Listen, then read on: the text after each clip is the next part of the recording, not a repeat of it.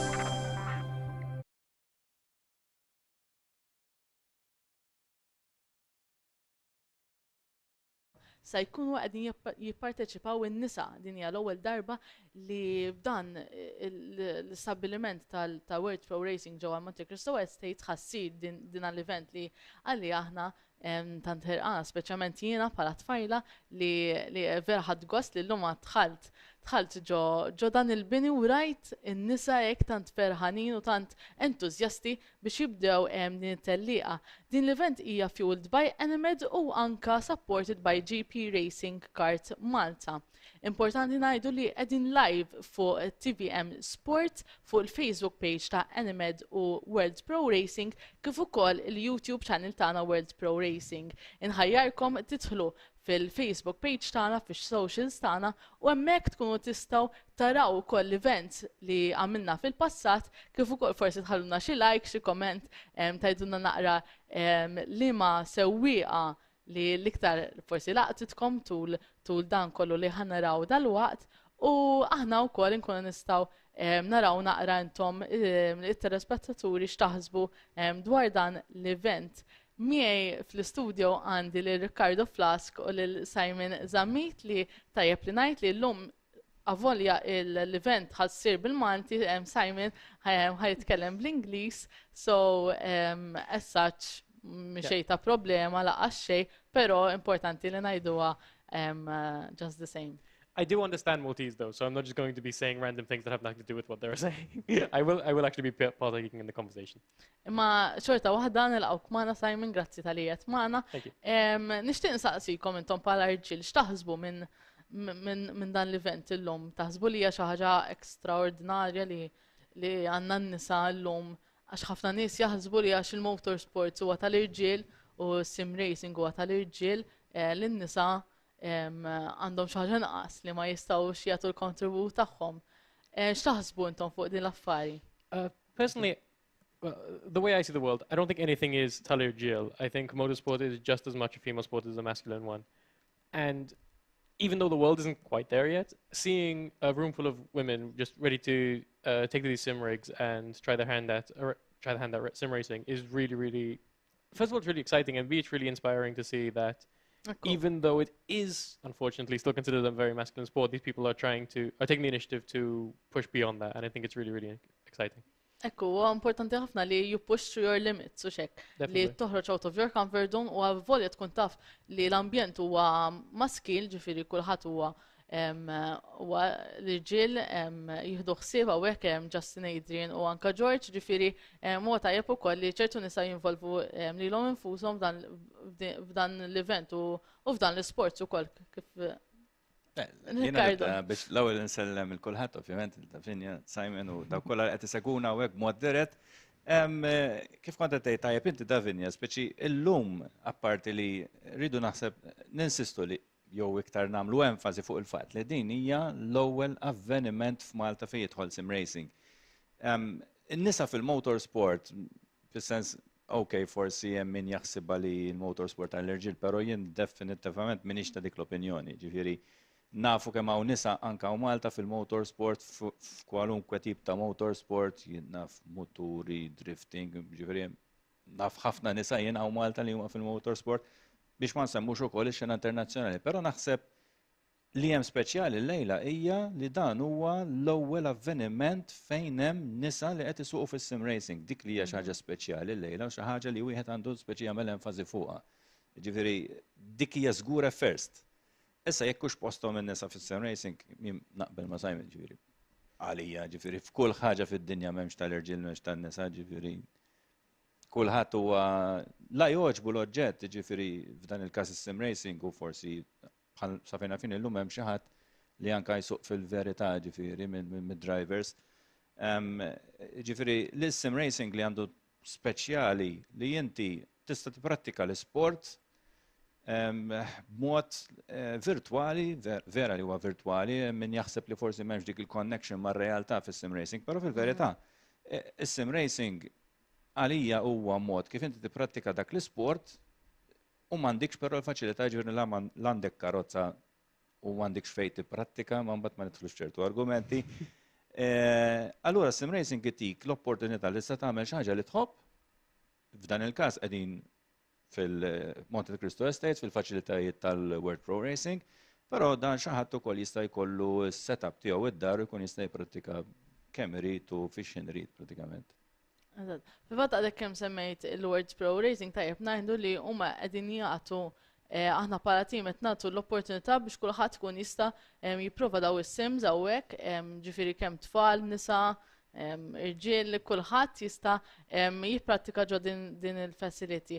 Aħna verament dan il-facility huwa state of the art, armat totalment, grazzi kbir ovvjament għal kulħadd li ta' il-ħin tiegħu u fil-fatt issa ħammorru naraw naqra il-faċilità, ħanaraw il-nisa itelqu jagħmlu il-prova tagħhom hekk qed naraw hemmhekk in-nisa li qegħdin jagħmlu il-practice session tagħhom ħajibdew jaraw naqra kif inhi it-tellieqa tagħhom. Jekk nistgħu nispjegaw forsi Davinja billi qed naraw din l-immaġni bħalissa u dal-xott fuq il-faċilità. Nispjegaw xi ħaġa forsi għal minu ġdid u qed jarana l darba żgur li dal-avveniment qed jiġbed nies ġodda lejn dan l-isport. U hawnhekk li qegħdin naraw fil-faċilità tal-World Pro Racing infakkarkom li din il-faċilità tinstab fil-Monte Cristo Estate ħal Farruġ. Hemmhekk qegħdin naraw dawn li ngħidulhom ir-rigs fejn inti għandek is-sit pratikament fejn tpoġġi bil-qiegħda mbagħad għandek dak il-frame fejn ikun hemm l-steering wheel u l-garijiet normalment ikunu fl-steering f'daw it-tip ta' karozzi. U mbagħad qegħdin naraw dak is-setup magħmul minn 3 monitors. Jiġifieri forsi xi ħadd li ma jifhimx jgħidlek 3 monitors mela wieħed mhux biżżejjed. Il-verità li inti meta tħares inti qed tipprova kemm jista' jkun tissimula il-realtà fejn inti ġifieri qed tħares il-qudiem bħal meta immaġina qed issuq, però bil-faċilità tista' wkoll tħares lejn ix-xelluk u kif ukoll lejn il-lemin. Dan dejjem jiena din ħaġa esperjenzajta xi ġifieri jien ili fis-sim racing għal snin twal. Ġifieri meta bdejt single monitor, triple setup qatt ma kelli, ġifieri hawnhekk qed naraw iktar forsi daw il-setups b'mod aħjar. Però jiena llum il-ġurnata nsuq bil-virtual reality, ġifieri bil-goggles, ġifieri armat mhux ħażin mela Rikkard. Li rrid ngħid hija li iktar ma inti tħossok għalmenu ħanejt jien jisni immersed fiha l-oġġett, ġifieri isek tħalġo fiha, ġifieri dat tip ta' setup jgħinek li inti tidħol isek vera fil-karozza, iktar ħadd tħossha reali. U niggarantilkom jien li hija ħafna reali, ġifieri, l-esperjenza li jkollok. Għalhekk nistieden kif qed inti aħna nittamaw li dan l-avveniment ħajjiġbed ħafna iktar nisa lejn dan l-isport u għalhekk nerġa' nagħmel enfasi li din hija event l-ewwel minn ħafna. I think something that also, another incredible fact about how just advanced these sim rigs are, the way they react to the cars on track is very lifelike as well. So if you go over a curb, the steering wheel is going to vibrate and the chair is going to move a bit. Actually, I'm not sure about the chair. In the more advanced ones, the chair will like move. Exactly. For these specifically, the steering wheel will vibrate according to what your car does. So you get that. It's called force feedback, and it just gives you that more, as Ricardo was saying, it immerses you more into the game. And how that helps, especially, you mentioned that World Pro Racing here offers lessons to not just women, but also to children. And I think it can really help give these children, or even, let's say, young teenagers, a grip of how to drive before they go into a real world controlling real massive moving things of metal. So having that, like, educational side to it is also really, really important. Fil-fatt il-sim racing huwa għandu ħafna vantaġġi, ġifieri kif qed kont qed inti Simon u ġifieri it-tfal speċjalment jistgħu jibdew jieħdu esperjenza anke hawnhekk hawn simulazzjoni anke ta' karting u hekk ma forsi ma rridux nidil fuq dawk l-affarijiet għax jisu karting huwa the first stage when you get into motorsport jekk racing bħal speċi ta'. Però rridu nagħmlu ċara wkoll li għax imbagħad jiena l-biża' tiegħi tkun di again, jien għandi tifel għandu 18 beda jisuq sim racing ukoll, però dejjem ngħidlu fil-ħajja ma tistax tafas escape. U terġa' tafas race, ġifieri kif qed inti Simon, jgħinhom ħafna, ġifieri jgħinhom u jekk inti tkun iddixxiplinat, ġifieri jgħinek ħafna li tkun driver dixxiplinat. Però rridu ninsew li rridu niftakru iktar milli ninsew li Sim racing hija xi ħaġa, fit-triq hija xi ħaġa oħra. Ekku. Ġifieri, racing fit-toroq m'hemmx postu. Saying that though, it would be really nice if life had a reset button. Like, you do something awkward at a party, restart. Pero, għan wishes li naqra, mux impossible biex jiġu ma naqra far-fetched. Kif kienet jgħid Riccardo, kontattjawna għal min verament jixtieq jew jiġi jara l-faċilità jew anka jibda jsuq, ikkontattjawna fuq il-Facebook page tagħna fuq World Pro Racing, jew forsi sibu lili Davinja fuq Facebook u tkunu tistgħu tikkontattjawna wkoll b'dak il-mod. Ġifieri aħna nħeġġu l kulħadd li jkun jista' jattendi dawn l-events u xek. For sure. Ta' minn ngħidu wkoll x'qed jiġri bħalissa forsi. Eżatt, Għax aħna nkunu għaw nassumu li minn il-barret jkun jaf xi trid.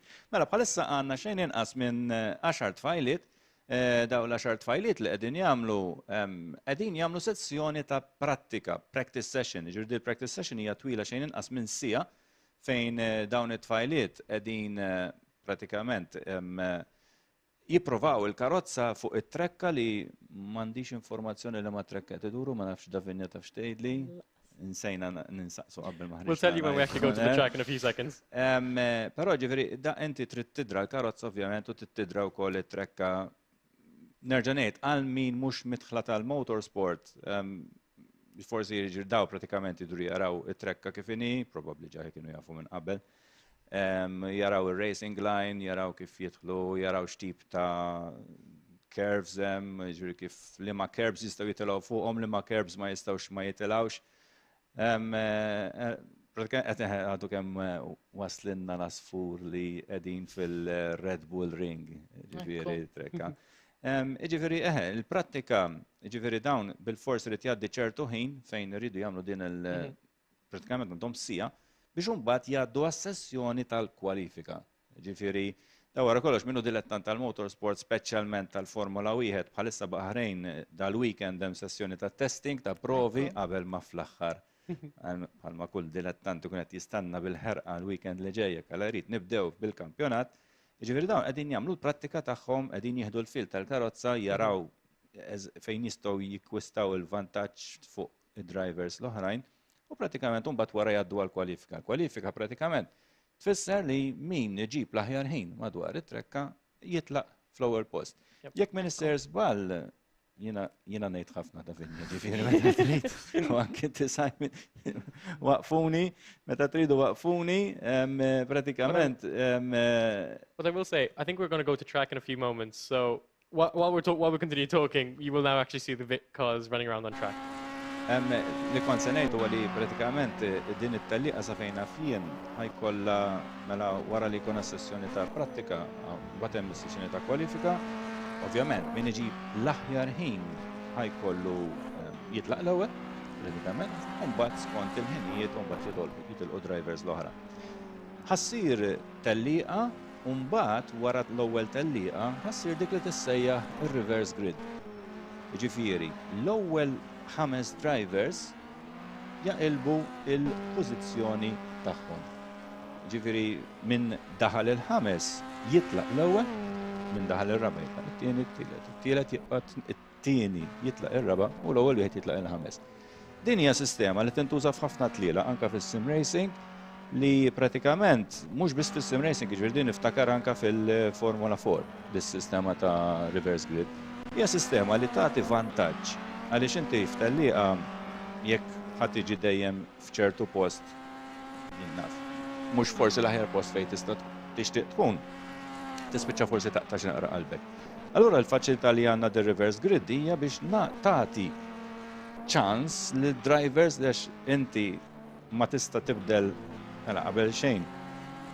L-adrenalin rush li jkollok meta ħatibda t-tellieqa u tibda tara dawk il-lights jixelu u mbagħad jintfew, jiġifieri hija xi ħaġa inspjegabbli.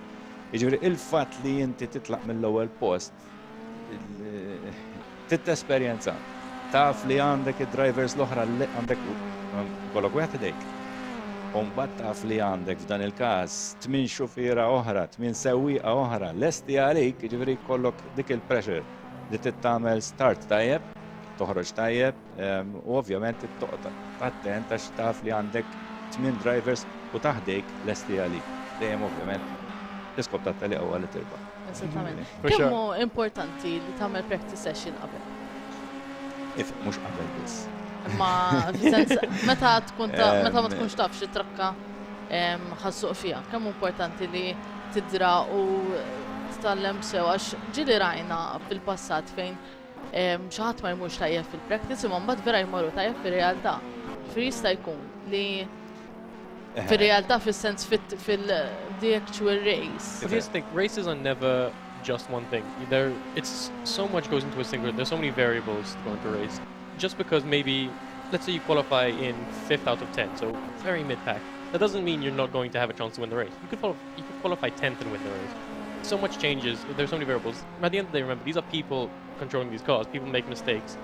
And even when they don't, they're racing on computers. Computers make mistakes. So there are so many options for drivers to make gains that they might not have otherwise. And even when that's not the case, even when they could just maybe have done a bad lap in qualifying, they have the pace to absolutely race, they have the racecraft, but it's just that one lap that they didn't manage to hook up in time. So nothing's ever over just because of a bad qualifying. It makes it harder, and they definitely start on a back foot, but anyone in any position could win a race. Just, again, the further back you start, the less opportunities you have, but it's still very much possible. Ekku, u għawek qed naraw spiegalna naqra ħja, Riccardo. Ok, naraw il-rajza b'sajla tidher il-driver, għada kemm għamlet dik li nsejħula excursion żgħira, hija ħaġa normali, ġifieri għax inti bdejt tgħid l-ewwel x'inhu l-importanza li wieħed jagħmel il-prattika. Ovvjament inti l-iskop huwa li dejjem pratikament fit-tliela huwa li inti you push to the limits.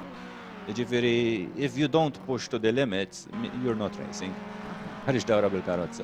Issa, fit-tliela, you're pushing to the limits. Ġifieri, inti, speċjalment jekk forsi dawn ma jafux il-karozza u ma jafux it-trekka, mela ħajibdew jidraw bil-mod it-trekka, jidraw ukoll il-karozza, jaraw il-kapaċitajiet tal-karozza li x'tista' toffri u jibdew jiċċekkjaw pratikament kemm il-karozza tik b'ċertu veloċità pereżempju biex tieħu ċertu kantonieri li qed naraw pereżempju bħalissa taraw ħarġet daqsxejn hemmhekk forsi daqsxejn wide, forsi se tiqpa' tagħlaq daqsxejn iktar mal-kerb ta' ġewwa, però din hija l-Red Bull Ring hija trekka interessanti ħafna, daw jidru qishom il-Clio bħala karozzi, ma ngħidux id-ditta forsi biex ma nagħmlux reklam. Jien personalment mhux li nħobb ħafna daw it-tip ta' karozzi. Fis-sens jiena nħobb iktar dawk li jissejħu open wheelers. Ġifieri ovvjament huma daqsxejn iktar fast. Hawnhekk qed naraw pereżempju tara ippuxxjat daqsxejn iżejjed u ovvjament ġifieri kellha oversteer hemmhekk u l-karozza ħarġet minn wara pratikament. Għax inti anke tidraw wkoll, hawnhekk telet forsi xi daqsxejn ftit iżejjed fuq il-kerb, tidraw wkoll meta għandek tibbrejkja, meta taqleb il-gerijiet, dawn kollox jagħmel differenza waqt li tkun qiegħed issuq. Jiġifieri hemm qisu inti tiġi qisek magna. Ġalhekk importanti tipprattika għax tkun taf eżatt il-kerv li ġejja x'għandek tagħmel, liema gier, kif ħatwaqqa, kif ħatibbrejkja, minn fejn ħaddur, minn fejn ħatidħol, minn fejn ħatoħroġ. I think what's important about practice is learning, as Ricardo was saying, learning where to brake and where to, what gears you need to use at what point. But it's also about finding out the limits and figuring out, if you want to make a mistake, you want to make it in practice where, because these aren't real cars, you can make a mistake and you're not going to damage anything. You just want to push the limits as fast as you can, see what you can and can't get away with, as we see here, Ginny's board going a bit wide. She'll know that in her qualifying lap, she can't do that because her time will be deleted. And in the race, she can't do that too many times because she'll get a track limits penalty. So those are the things she needs to figure out. Now that she's made that mistake, next time round, she'll learn from it, hopefully, and take more caution into the final corners. Hawnhekk qed naraw li pratikament baqa' jsu daqs ftit iktar minn 23 minuta fil-qualifying, qed naraw bħalissa lil-Jets Gawċi li qiegħda fil-fatt qed iġġib l-aħjar ħin għandna minuta u żewġ sekondi u mbagħad pratikament Diana Zoppardi li qiegħda fil-fatt qed tara hemmhekk hemm gap ta' 17-il sekonda. Jiġifieri huma ħafna, 17 sekonda fil-tlila huma ħafna. Diana Tzapati probably hasn't gotten a clean lap time in. I think Chanel Tzapati is more the distance between the first and last drivers we're going to be seeing today. 3.7 seconds. It's still a big gap, but again, as they practice, as they go through qualifying in the race, those lap times will get faster and faster. Also, looking at the lap times, a 1:02 is very fast. I think that's equivalent to how the Formula 1 cars drive around here, isn't it, Ricardo? Isn't it something around that they do? So It is fast, 1 minute, 2 seconds, I think, I would especially say. for what essentially looks like a Clio Cup car. I could be wrong about that, but yeah, it's they're doing very fast lap times for what are not massively quick race cars, which is very funny to me. But yeah, looking at, so Giancarlo obviously has that 1:02. Only 4/10 between her and Ella Zamit in second. Għada kem għamlet ħin, naħseb issa għamletu dak il-ħin Ella. Letteralment mem xejn bejnietom daw it-tnejn. Ġifieri bej daw iż-żewġ drivers, ġifieri 0.4 of a second is nothing, so. Però mbagħad kif qed naraw tajjeb jiġifieri mela Jet Skawċi għandha l-aħjar ħin, Ella Zamit pratikament qiegħda hemmhekk, u mbagħad qed naraw jisu grupp ta' drivers, jiġifieri Mendi Mikallev, Cesca Vella, Stefani Kalleja u Rajza Bsajla qishom fl-istess bracket u forsi anke Janice Borg. Mbagħad hemm dik id-daqsxejn ta' qabża bejn Karen Gregg, Chanella Tzoppardi li insertaw Karen Gregg, Chanella Tzoppardi qegħdin fl-istess ukoll bracket bħala distak, u Diana Tzoppardi li però improvjat xi ftit, jiġifieri maċ bħala improvjat ftit mill-leżmi ta' sekonda, però hawnhekk kull farka tot. It does seem like they're a bit. Jad Gauki and Ella Zamit do seem to be a bit ahead of the other races right now. It's going to be interesting seeing how that filters out through qualifying in the race, if the others can catch up, can close those gaps. But from very, very early estimates, I would say that Jazz Gauchi and Ella Zamit might be the people competing for the pole position and eventually the race win. Also, as I've just seen Cesca Vella go around that corner, the reason the lap times are so short is because they're using a shortened version of the A1 ring. Okay. It is not the same track that the Formula 1 cars use, which makes a lot more sense. Fil-fatt kif qed tgħid inti Sajm, il-fatt li ħajkun hemm reverse grid, għalhekk kif konna bdejna ngħidu l-ewwel Davinja, ħajkun hemm l-opportunità li jekk pereżempju ejja ngħidu li daw ħajplejsjaw u jispiċċaw l-ewwel tellieqa b'dan l-ordni, f'dak il-każ Stefani Kalleja titlaq l-ewwel. Allura għal Jet Gauchi jekk tiqpa tagħmel l-aħjar ħin anke fil-qualify u anke tirbaħ it-tellieqa, ħajkollha challenge li issa trid tibda mill-ħames post, m'għandix iktar il-vantaġġ tal-pole position, u allura tagħmel it-tellieqa ħafna iktar challenging u interessanti. It's always fun when you do a reverse grid because you get to see essentially the faster drivers. If they want to win the second race, they're going to need to overtake. So if, let's again take a hypothetical and let's say Jazz Gauchi absolutely dominates race 1 from pole position to the checkered flag, she's not going to be able to do that in the second race. She's going to need to fight her way through the field. So from an entertainment perspective, it's fun because you get to see fast drivers overtaking. And from a driver's perspective, who has this? A little bit of a touch. Drivers, and again, Jazz Gauchi is not going to be best pleased with that. But just to quickly finish my thought, it's going to be entertaining to watch from a viewer's perspective, but also from the drivers, because these are people who are still learning using sim rigs. Giving them the opportunity to race as well as they do just drive around on their own is going to be really, really important for them to gain experience. Għawek, kif konet naraw, kien hemm dak il-kuntatt, ġifieri dan ovvjament accidents jiġru anke fuq sim racing hija xi ħaġa normalissima, speċjalment wieħed irid joqgħod attent mill-esperjenza li għandi jien l-ewwel lap tkun killer. Ġifieri malli jkun hemm it-tluq tar-race, hawnhekk qed naraw fejn kien hemm forsi xi daqsxejn anke too much jew daħlet bi speed għolja hemmhekk saħansitra tiġġieldu minn ħajjidħol fil-pit stone u hawnhekk ukoll. I don't think the second car was trying to go in the pits. I think as Ella Zamit lost control of her car, I don't think Ella Zamit at any point that had control of what her car was doing. Forced pit, Yeah. forced pit. Hawnhekk qed naraw issa l-Janice Borg. Miss Borg li tidher li qed tagħmel improvement almenu fl-ewwel settur tat-trekka fil-fatt qed naraw li huwa 0.379 aħjar mill-aħjar mill-ħin li kellha qabel. Naraw din id-dawra ta' Janice Borg. Tajjeb ukoll ngħidu li għandna hawnhekk ġol faċilità tal-World Pro Racing l-stewards tagħna li ovvjament huma jiċċekkjaw kull żball li jkun hemm u kull ħabta li jkun hemm u jisom jikkontrollaw x'jiġri u x'ma jiġrix u hekk. Definitely. I know that currently we're seeing and kind of making jokes about how the cars are hitting each other and losing control. In the actual race, we do have FIA accredited stewards who will make sure that all the racing is kept clean and fair. But yeah. Qed naraw li, sorry, womeninesports ma improvjax il-ħin tagħha pratikament kellha slower second sector u slower third sector.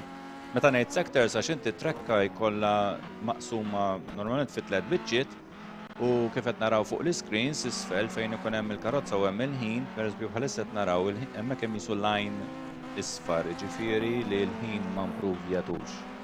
Ġifieri pratikament meta tkun qed tagħmel sessjoni ta' kwalifika inti bħalissa nfakkarukom li qegħdin jagħmlu prattika daw. Meta tagħmel inti sessjoni ta' kwalifika f'sim racing għax tista' tagħmel hawnhekk fil-fatt qed naraħ ġie aħdar issa aħjar ġifieri, però jidher li overshot jaddaq xejn dik id-dawra u kif ngħidu marret taqta' l-ħaxix ukoll daw ifhimni mhux qed ngħid taqta' l-ħaxix. Ma rridx inkun sessista ġi daw nagħmluhom aħna l-irġiel ukoll ġifieri. Affarijiet normalissimi. Cross-cutting is a racing term, not... But yeah, I appreciate that you had to clarify that. That was very funny. Le, ġifieri sara vjola, ġifieri she improved the time imma naħseb minħabba dik l-ex. Għax inti jekk ikollok excursion kultant tispiċċa ta' trek ukoll, ġifieri jiġi jisu vantaġġ. Però mbagħad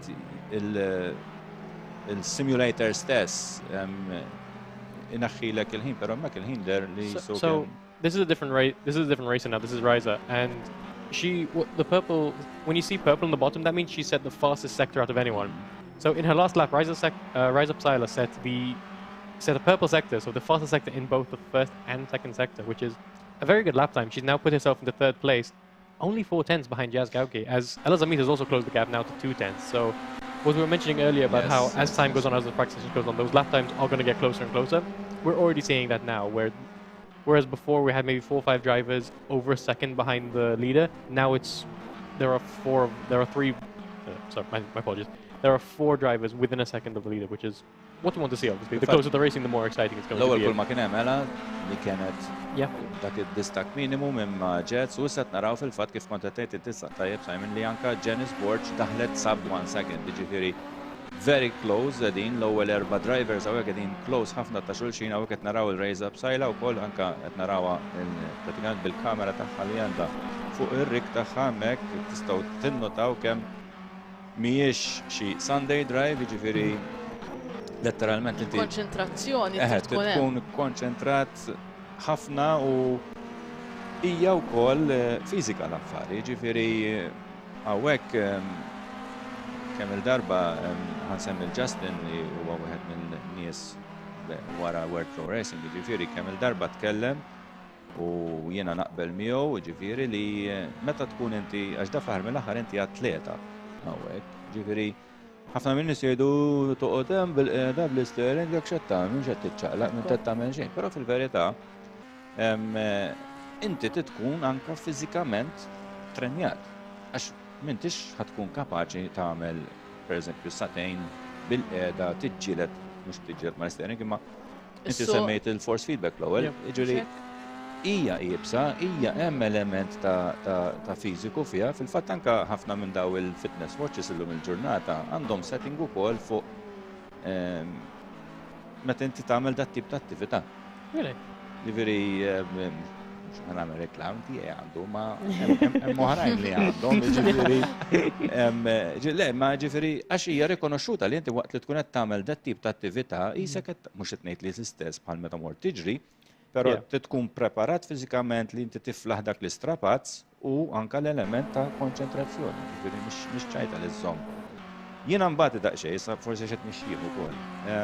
Però meta tkun telliqa twila jiena nitlef ftit il-konċentrazzjoni u dik taf tiswikalja, ġifieri tagħmel żball bħal da pereżempju, imma luckily ma kienx hemm wisq ħsara.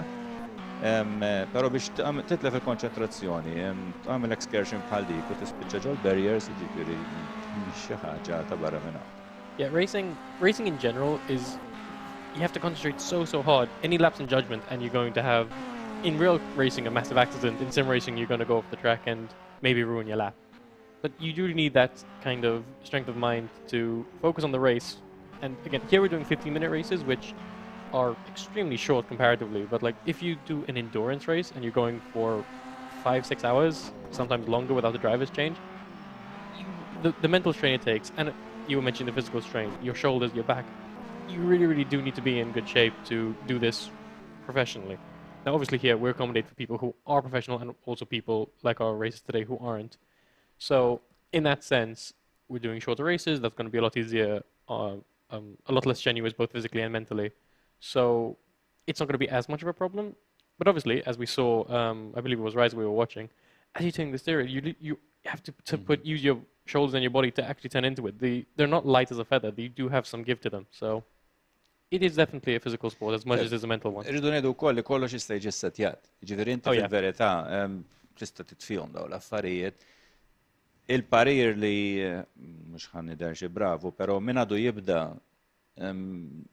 go slow. Teżaġerawx bil-force feedback, jiġifieri għax ħatispiċċaw tweġġaw.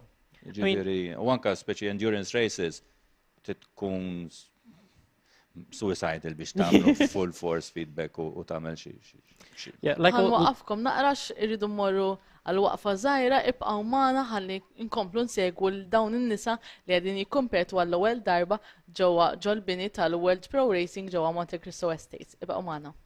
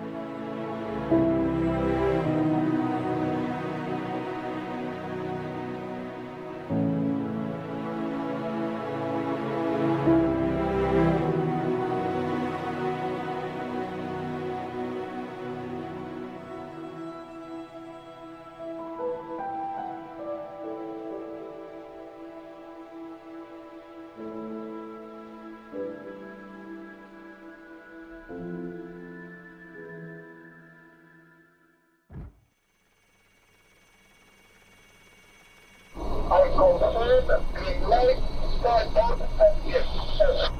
we proceed to the start.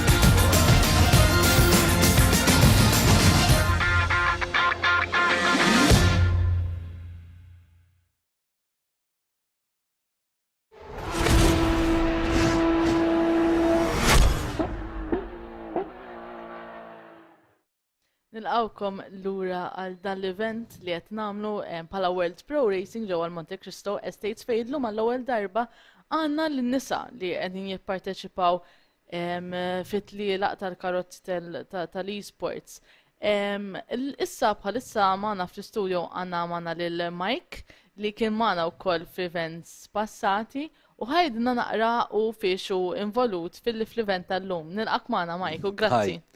Mela, l-event tal-lum huwa e-sports in ġenerali. E-sports in ġenerali hija xi ħaġa li sibna li titranslate tajjeb ħafna għal motorsports in ġenerali. Għandna waħda mid-drivers tagħna li ssuq fil-kats fil-Championship ta' Malta u anki tliet ġimgħat ilu konna l-Italja għal naqra official practice magħha fejn saqet ma' drivers tal-livell ta' Nisani u ġifieri.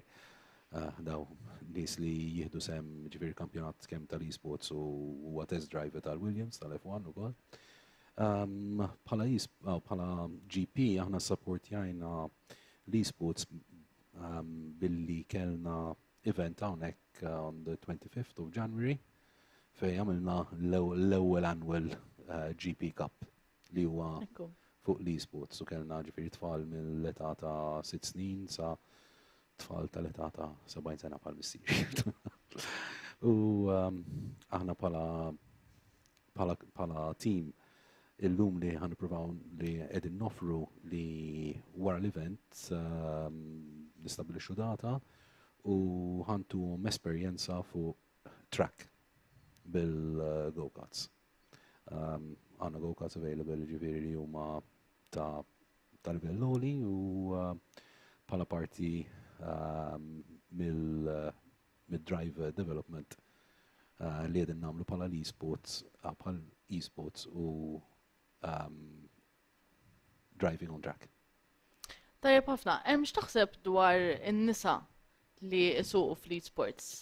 Għax kif għadna qabel li ħafna nies jaħsbu li huwa l-irġiel u diskutajta l-ewwel ma' Riccardo u ma' Simon. Jiena personalment ma nagħmilx distinzjoni. Ġifieri driver huwa driver could have long hair, driver could have short hair, driver could be a girl, driver could be a guy. There's no distinction. Ġifieri kemm għall-esports u kemm għall-go-karts in partikolari ma nagħmlux distinzjonijiet.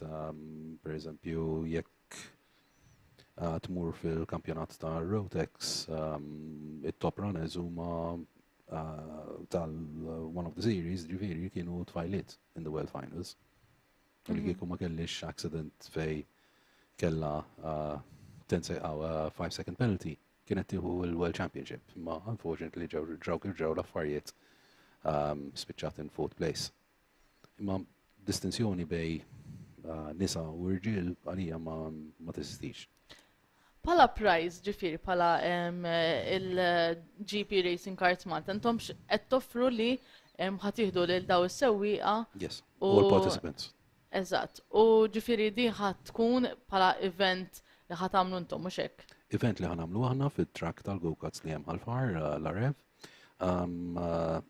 Ħantuhom driver experience, ġifieri fejn ikunu hemmhekk with instructors li jkunu ta' ċertifikati u bid-diploma.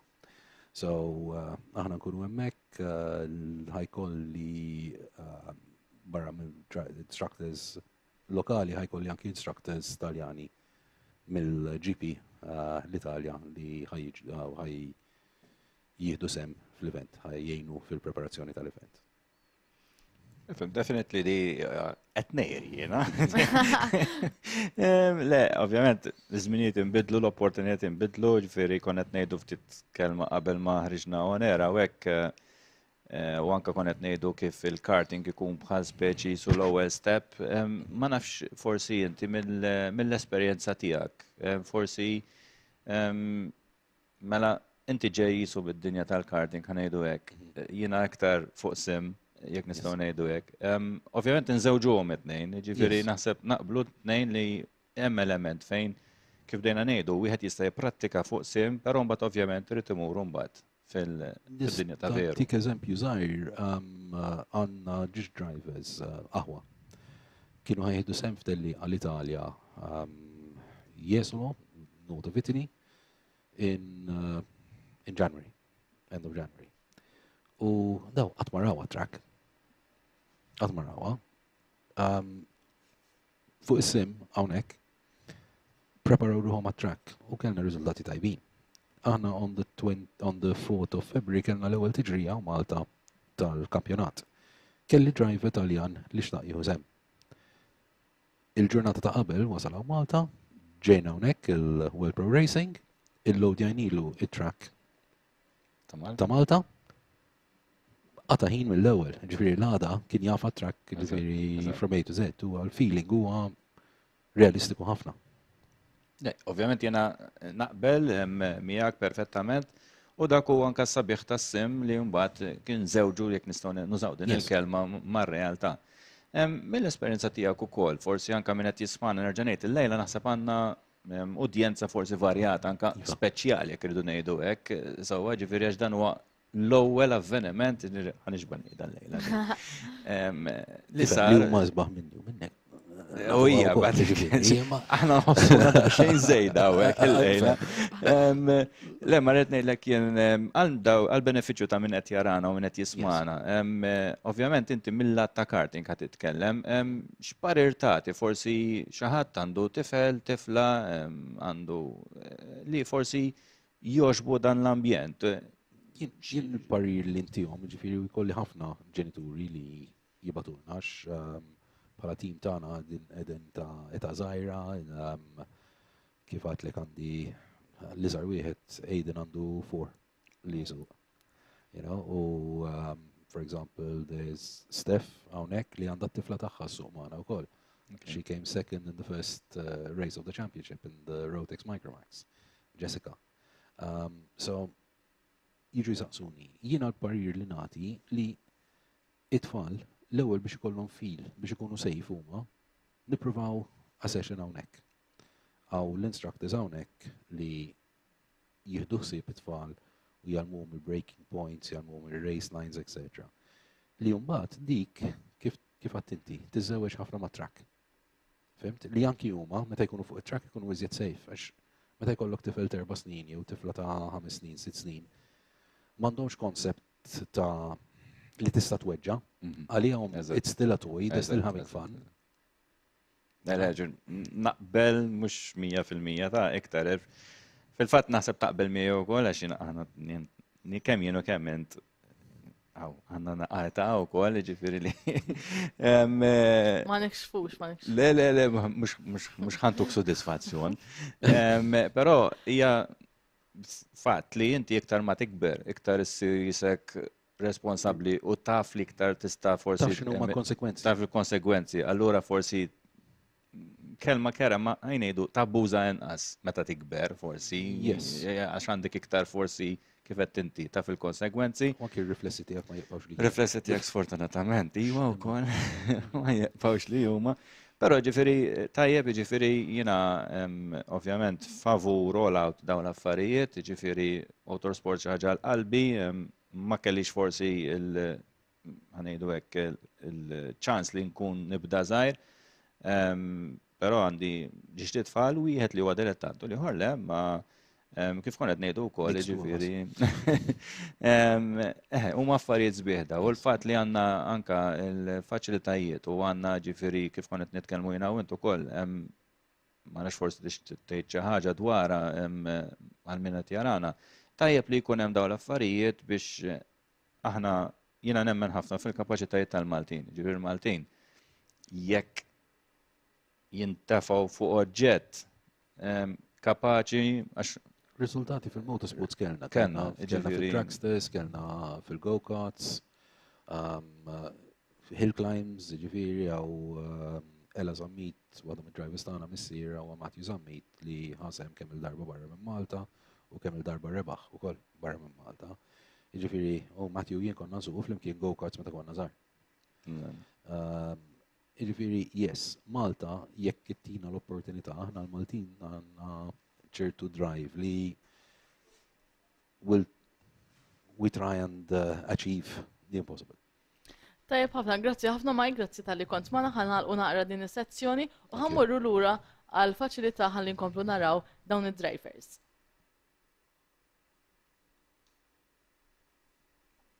Ekku hemmhekk qegħdin naraw kif rajna l-ewwel il-faċilità. L-ewwel spjega tajjeb Riccardo li spjega naqra il-simrik u xek, Riccardo. Ekku. Pratikament is-simrik jekk nistgħu nerġgħu nirrepetu ftit ma importax forsi jkun hemm għadu kemm ingħaqad bħalissa nfakrukom dejjem li qegħdin taraw il-Women Sim Racing Special il-lejla huwa avveniment uniku pratikament.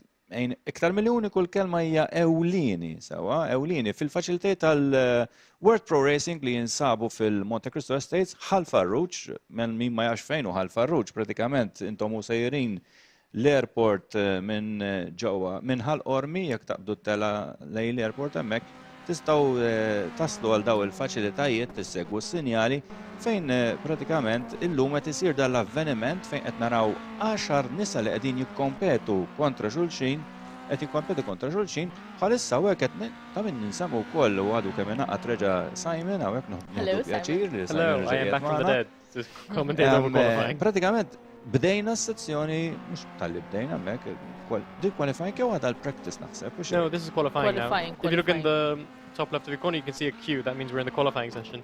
We have 11 minutes left, so these drivers are going to have that amount of time to set the fastest lap time they can, and whoever gets the fastest, and this lap time will relate to their starting position in the first race.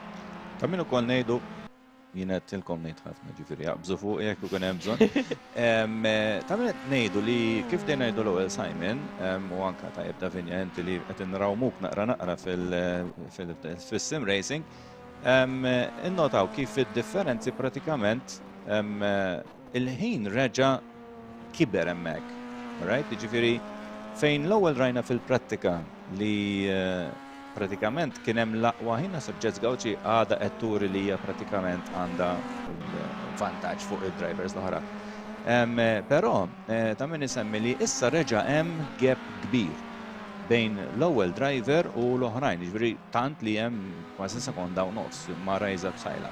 Qed naraw Stephanie Galea li pares qegħdin naraw l-insert tagħha hemmhekk li pratikament qed għandha kważi żewġ sekondi, però għadu tista' tgħid okej, dan huwa pratikament 10 minuti ġifieri leb kull 100 minuta ġifieri għad hemm iċ-ċans biex dawn id-drivers jimprovjaw pratikament il-ħin tagħhom. Also, it's very early in the session, so we haven't seen, for example, Ella Zamit has not set a time yet, and we saw in the practice session that she was very, very competitive. So, I think these are just the first banker times. They're getting the feel of the car again after the little break. So, I don't think we can read into the lap times too much yet. 9 minutes left to go. The qualifying season has just started. We're absolutely going to see those lap times coming down. I don't think you can't read too much into those gaps yet. Maybe when it comes down to 4 minutes left, 3 minutes left, that's when you can start seeing, oh, this is kind of how each driver is stacking up. Nsemmu wkoll element, sajn. Ma jimporta. Imma ftakar li l-lum n-nisa, Eżatt, mela L-lum n-nisa. iftaħ widnek so. Dina il-ġimgħa kemm Women's Day ġifieri l-event tajba li. Iktar ma jgħaddi l-ħin, ma semmejniex il-fattur li għandek fejn għandek it-trek li tibda qisu iż-żid ir-rubber ngħidula. Ġifieri, allura x'jiġri meta żżid ir-rubber? Meta inti għandek it-tajer li qed jikkonsma, però qed iħalli dak ir-rubber ġo trekka iżid il-grip. Jekk iżid il-grip, allura il-karozza tibda tagħmel daqsxejn ta' ħin aħjar.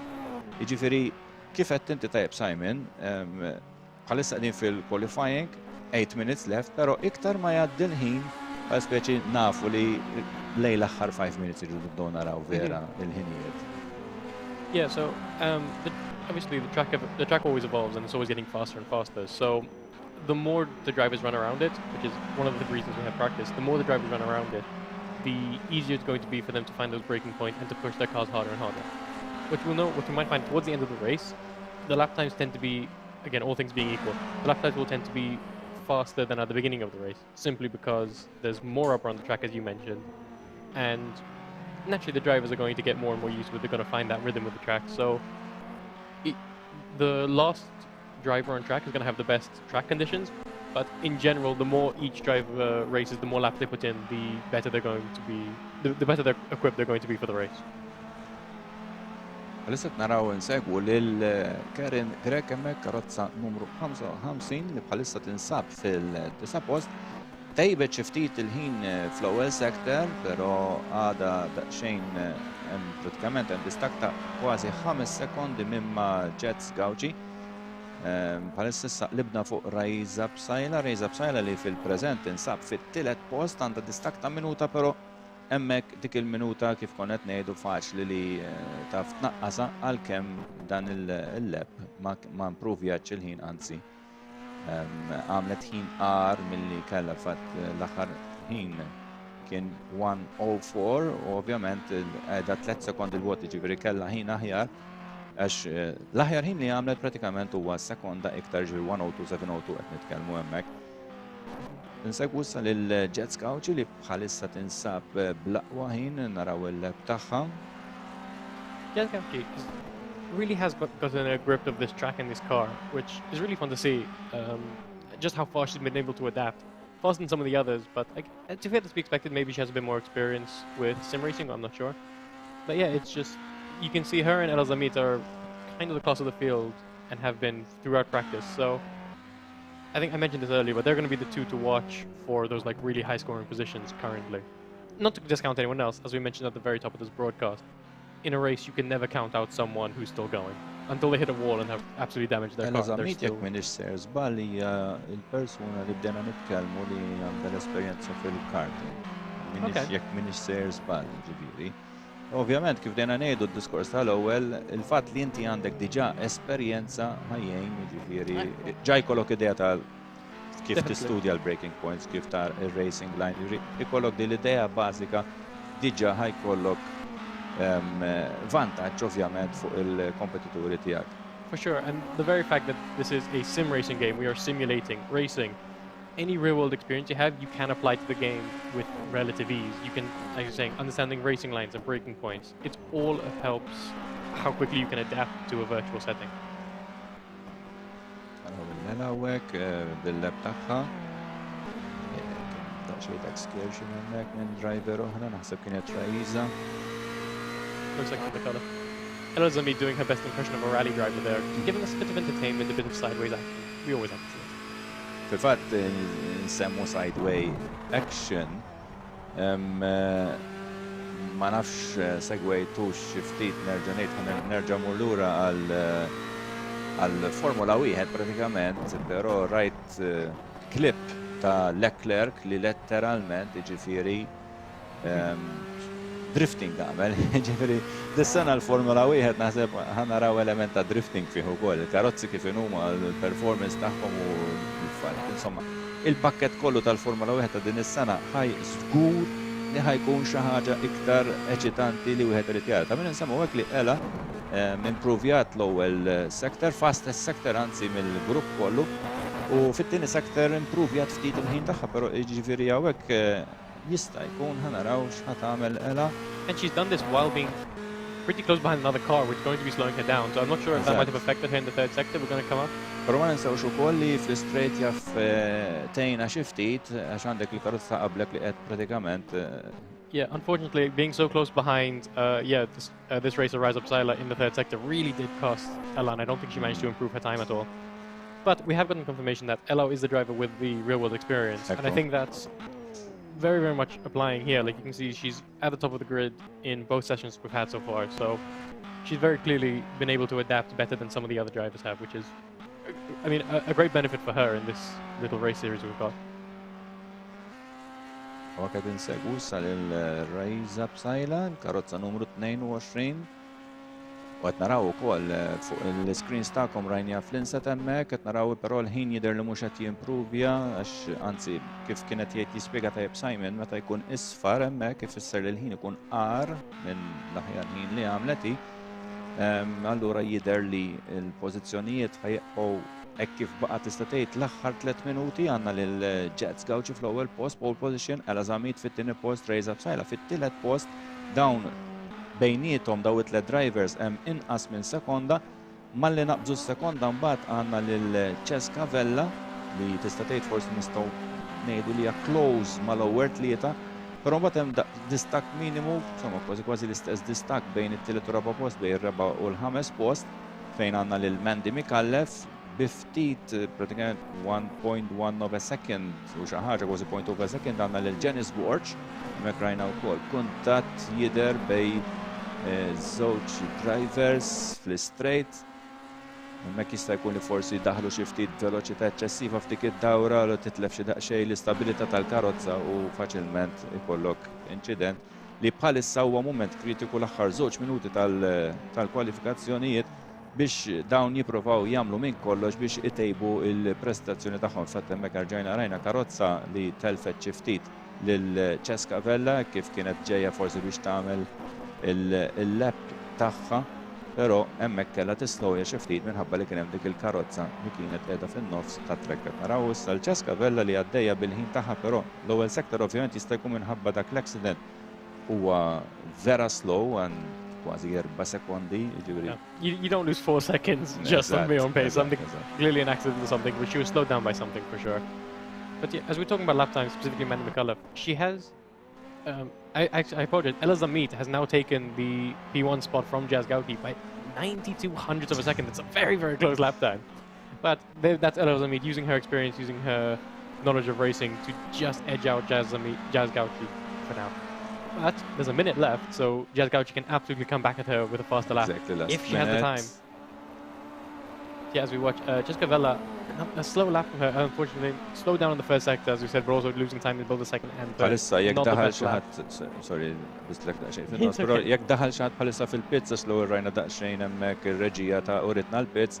Et naraw il-Ela Zamit li naħseb bħalissa jnut li toħroġ fit-trekka, għax jek skont il-kalkoli tiegħi jek baqa 30 sekonda l-qualifying laqqas ħadd il-ħaq tagħmel l-outlap di ġifieri. Here is Jazz Gauci though, who is currently in P2, and on her outlap, she's going to be able to start a brand new flying lap. I really hope we get to see this full lap from her, because I really want to see how she manages to stack up against Ela Zamit. It's a very scruffy final corner. It's not going to give her the best run down the main straight. Jazz Gauci will, Ela Zamit won't. But Jazz Gauci will be starting her lap now. In fact, you can see in the bottom right, it has just started. As she comes up to the first corner, locks up a brake, he's going to run wide. That's immediately a problem for her. I don't know if that will delete her time or not, but it's absolutely going to put her on the back foot, and now has to deal with traffic, which is not going to get out of the way easily for her, unfortunately. I do think her chance to take pole position away from Ela Zamit again has lost. Unfortunately, we can't do the sector times currently because of the inset camera, but we do get a very, very nice shot of what it's like to watch these women race.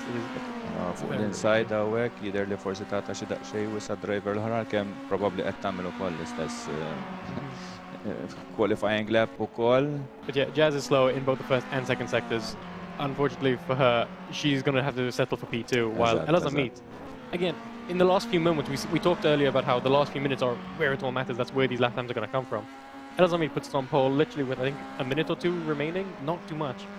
As we see Mandy Mikallef cross the line, she's also not going to improve on her lap time, unfortunately. So it is a respectable P5 for her, very much in the middle of the pack. And if you look towards the rest of the field, all the gaps between the cars, there are really only a couple of drivers in Chanel Tapari and Karen Grech who aren't as close to the others as the rest of the drivers seem to be. The others seem to have that little bit of a more competitive edge. But as we can see, there's 9/10 between Rise Up Sila and the top two, so they're very much a class of their own for now. but we've mentioned 100 times, racing is very different than lap times. Kollox jidher li ħatkun tal-liqa interessanti bejn Ella Zammit u Jez Gauci, kif kont qed tgħid inti Simon, li skont ir-riżultat tal-qualifiers, issa fil-fatt tħaddejna wkoll għal warm-up session. Pratikament hija session ta' qabel it-tellieqa. Ekku. X'jisna nsejni għax ftit il-Davinja. Ma jimportax lejn għawadni. U interessanti ħafna tara daw in-nisa jikkompetu xis-soltu aħna kemm inna niġu għaw jienu Simon dejjem li ġil naraw. Ġifieri huwa interessanti ferm kif tara l-nisa jieħdu ċertu dawriet u kif jibbrejkjaw, kif jagħmlu ċertu movements. Ġifieri jien vera qed nieħu gost noqgħod lura milli nikkummenta u ġust nosserva u nara dawn in-nisa nixtieq noħroġ. Unkellimhom nara x'qed iħossu bħalissa u kif huma sejrin. Però iva, bdejt nisma'kom l-ewwel u naqbel ħafna magħkom ma' dak kollu li jetu u vera ħatkun telliqa interessanti. I couldn't agree more, yeah. I do think we're going to take a very short break now as we prepare for the race and prepare for some interviews, I believe. So stay tuned for those and we'll hope you join us again when we come back.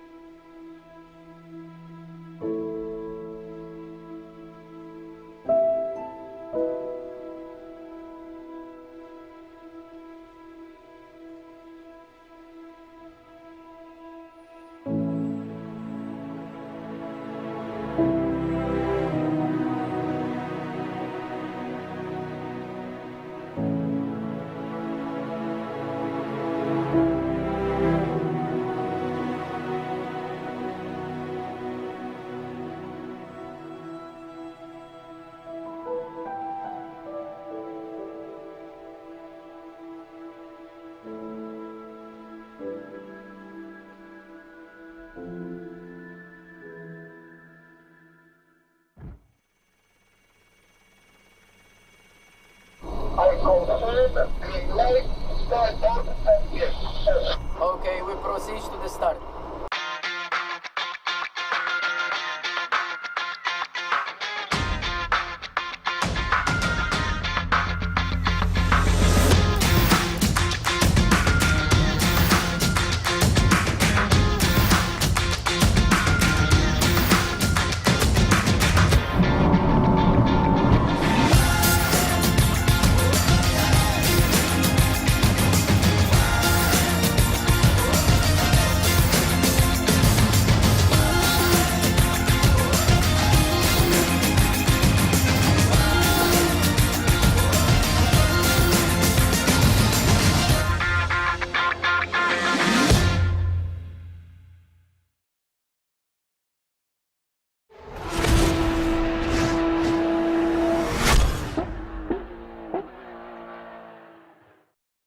Nilqawkom lura eżis telespettaturi, nilqawkom lura għall-ewwel event ġewwa il-World Pro Racing Facilities ġewwa il-Monte Cristo Estates fejn illum qed naraw 10 nisa li qegħdin jikkompetu sim racing pas-soltu soltu naraw lill-irġiel imma llum qed naraw lin-nisa. Tajjeb. Din l-event hija fueled by Element u supported by GP Racing Cards Malta u qegħdin live fuq il-Facebook page ta' World Pro Racing u anka ta' Element u anka fuq il-YouTube channel ta' World Pro Racing. Ġifieri, jekk qegħdin tarawna fuq Facebook bħalissa, idħlu naqra, għamluna like u comment. U għajduna naqra il-min tixtiequ li jirbaħ din il-kompetizzjoni. Jekk għadkom ma rajtu xejn mill-practice session li kellna, issa ħanaraw l-aħħar race u xek. Yes, we have just seen the practice and qualifying session, and coming up we'll have 2 races of 50 minutes each, where the second race, as far as I'm aware, will contain a reverse grid. So the winner from the first race will not start in P1 for the second one, which is going to be very exciting. Ek tista' tara kemm verament li jiġi l-ewwel u mbagħad jiġi l-aħħar fl-aħħar. Mhux propja l-aħħar. Imma jibda fl-aħħar post, allura tara l-grinta tagħha u tara wkoll kemm lesti jippuxjaw biex fl-aħħar mill-aħħar jiġu l-ewwel. Fatta jep ukoll insemmu. Qedtilkom jien waqfuni għax ma nafx. Tajab li nsemmu li għax bdejna nitkellmu fuq ir-rig u l-steering u l-computer ovvjament u x'għandek bżonn fiżika li titrenja anke tkun fit u tiflaħ ir-race. Però rridu nsemmu li is-sim racing mhux sempliċement taqbad hemm toqgħod bil-qiegħda u suq il-karozza. Hemm l-element tas-setups. Jiġifieri x'inhu ma setups? Pratikament is-setups huwa li inti taqbad il-karozza u tissettja kull element li hemm li issa skont aħna ngħidu skont il-mod.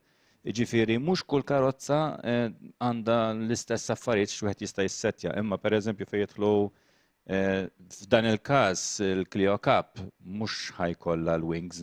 Hemm il-wings. Davinja. Qegħdin insuqu fit-trekka ta' Red Bull, però m'hemmx wings. That's what we need the Red Bull for. Però hemm element ta' suspension li jistgħu jiġu settjati, il-camber ta' tires, jiġifieri dan ovvjament għalkemm hija simulazzjoni, però hija realistika ħafna. Jiġifieri inti tkun taf it-trekka partikolari, taf x'inhuma il-features ta' dik it-trekka u tissettja l-karozza skont dik it-trekka partikolari. Yeah, that's very obviously you're getting very advanced here. When it does come to car setups, I think the most important things to remember is that generally understanding the track that you're racing on is the most important thing. So even if you understand nothing about car setups, like, hi, oops. Hello. Okay, great. So we're clearly the best panel to be talking about this. But when it does come to car setups, understanding if you're on a track like the A1 rig, which is very high-speed oriented, you want a car that has low wings, you want low stiff suspension because you want straight line speed. Whereas in a track like Monaco, which is the exact opposite, extremely tight, extremely slow, you don't care about straight line speed. You need to make sure that when you turn the car, it's going to go exactly where you want when you want it. Handling is the name of the game. Nistgħu nispjegaw forsi b'mod daqsxejn iktar sempliċi fejn pratikament inti iżżid il-wings biex ikollok il-karozza iktar mafusa mal-art. Jekk iktar mafusa mal-art, għandek iktar grip, però għandek inqas speed. Mela, fit-trekkek fej trid l-speed, da vinjet titħak. Inti ħat naqqas il-wing biex I don't understand that, but don't worry. Għalek fil-Formula 1 hemm dik li tisseħ drag reduction system fejn għandek il-wing ta' wara li jinfetaħ u jinnaqqas dik id-downforce fuq il-karozza biex tkollok iktar straight line speed. Ġifieri, u bat nsemmu wkoll pratikament dal-waqt nerġgħu ninaqdu għat-tellieqa fejn ukoll hemm l-element tal-fuel. Ġifieri, aħna forsi nis komuni ħajja krid ngħidu hemmhekk. L-importanti li hemm il-fuel fil-karozza li xin start jgħid li start jgħid il-karozza mhux bla fuel. Però il-fuel jekk inti inqas ma triġ għax inkella l-karozza ħadd jieqaf. Però iktar ma triġ għax għaliex Davinja. It'll slow you down. Kompli. Niprofa ntik il-ħinz jiena. Le, pratikament iktar fuel ifisser iktar pis, allura inti. Il-karozza tislowja. Pros. Ġifieri inti kemm jista' jkun tkun eżatt. Però ġifieri tikkonsidra ovvjament inti mhux taqbad, inti pratikament tara li kemm qed taħli. Issa din hija karatteristika li mhux jekk aħna tlieta nintafgħu nsuqu qed li l-karozza li nsuqu għalkemm hija pereżempju Clio Cup, inti ħataħli mod, jien ħanaħli mod, inti ħataħli mod. Ġifieri jiddependi ħafna skont l-istil ta' kif wieħed jiġri kif is-suq. Ġifieri ma jkunx hemm xi differenzi kbar ta' però fuq tellieqa sħiħa jagħmellek differenza ta' 10 litri fuel. For sure, yeah. Bejn wieħed u ieħor. Ġifieri inti tikkalkula li għandek biżejjed fuel. Ħafna mitliela wkoll ikollhom il-formation lap. Ma nafx it-tellieqa tal-lum jekk hux ħajkollha formation lap. Pratikament, x'inhi l-formation lab? Ħalli fidek, Simon? Riccardo. Le, my turn, you see. I get to be the nerd for a change. So yeah, a formation lap basically is at the very start of a race, before they go racing, the cars will do a single lap just to warm up the tires and warm up the brakes. In these races, we're not going to have a formation lap. They're just going to go straight to the grid and go. Again, one of the benefits of having virtual racing is that you can forego a formation lap in favor of just getting the race on the way. So you don't have to go through I say time wasting. In real racing, it's very much not time wasting, but in a virtual setting, it's a lot easier just to have everything done for you. Li konsenet, ġifieri ħanitilqu dal-waqt fil-formation lap, tikkalkula l-fuel ukoll dik hija lap extra. Ġifieri għalhekk wieħed irid jaħseb sew. These are very short races though, so I don't think fuel is going to be the biggest problem that our races are going to face. It is 15 minutes, you can just kind of go gas down the entire way and make it. I do believe...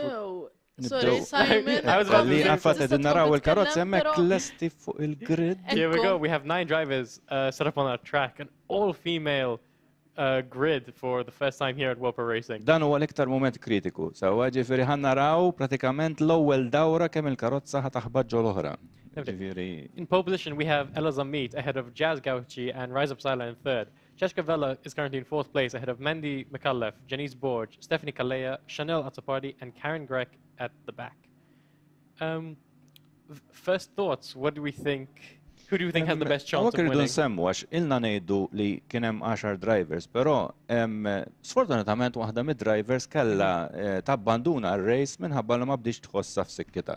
Din hija fattur ieħor li jaffettwa kultant id-drivers ta' sim racing, għalhekk nerġa' ngħid li dan mhuwiex logħba. Jiġifieri trid titrenja liha, ma tistax taqbad qatt ma soqt u tintefa' hemmhekk u tibda suq. Funny enough, last week or so there was an event here where Maltese marshals were given the opportunity to race, and my dad was one of those people, and he could only finish one race before he felt really dizzy and couldn't compete the rest of them. So there is very much a problem when it comes, not a problem, but like some people are very much affected by the 3 screens encompassing your whole video, and it can make you very dizzy, much like a normal car can. So it's very interesting like that.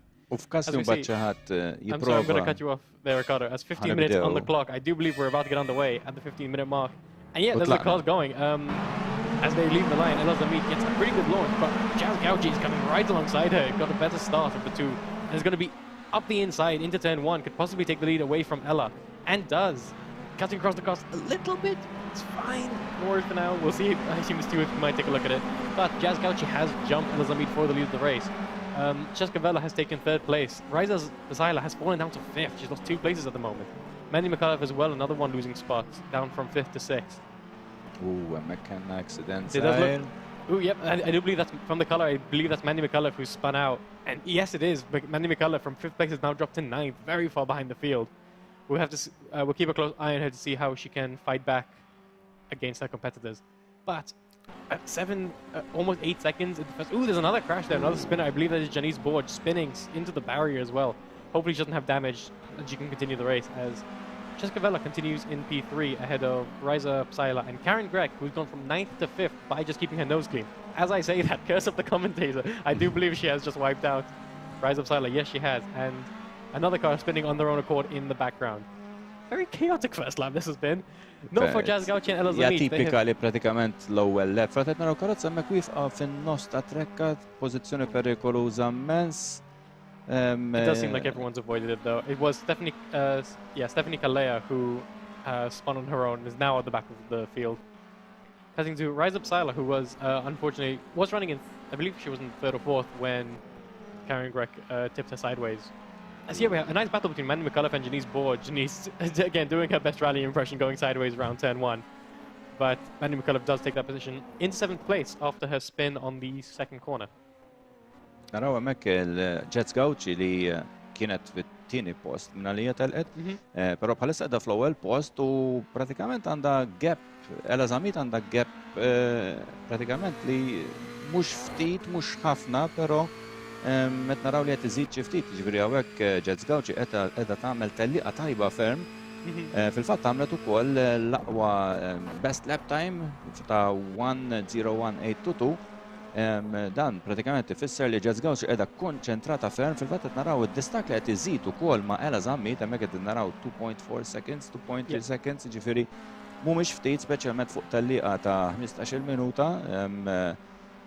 Kollox jidher li Jazz Gauci hawnhekk qed turina li għandha x'toffri mhux ħażin għalkemm aħna jisna għedna li forsi Ella Zamit ħatkun kif jgħidu bl-Ingliż a walk in the park għalija di peress li rajna dak il- One thing I will say though, Jazz Gauci, I'm not sure how they're quite running it in terms of the track limit rules, but I have noticed that Jazz Gauci tends to cut the corners a lot. I'm not sure if she's cutting them enough to get out to be in trouble with like the way the game deals out penalties or not, but she has been cutting the corners more than the other drivers have. So if that's causing a problem for her, she might have to dial back on that to avoid getting a penalty. Again, this is speculation at the current moment as we see. Chanel Atzapadi racing, I believe that is Janice Borg or Stephanie. No, it is Stephanie, you are right.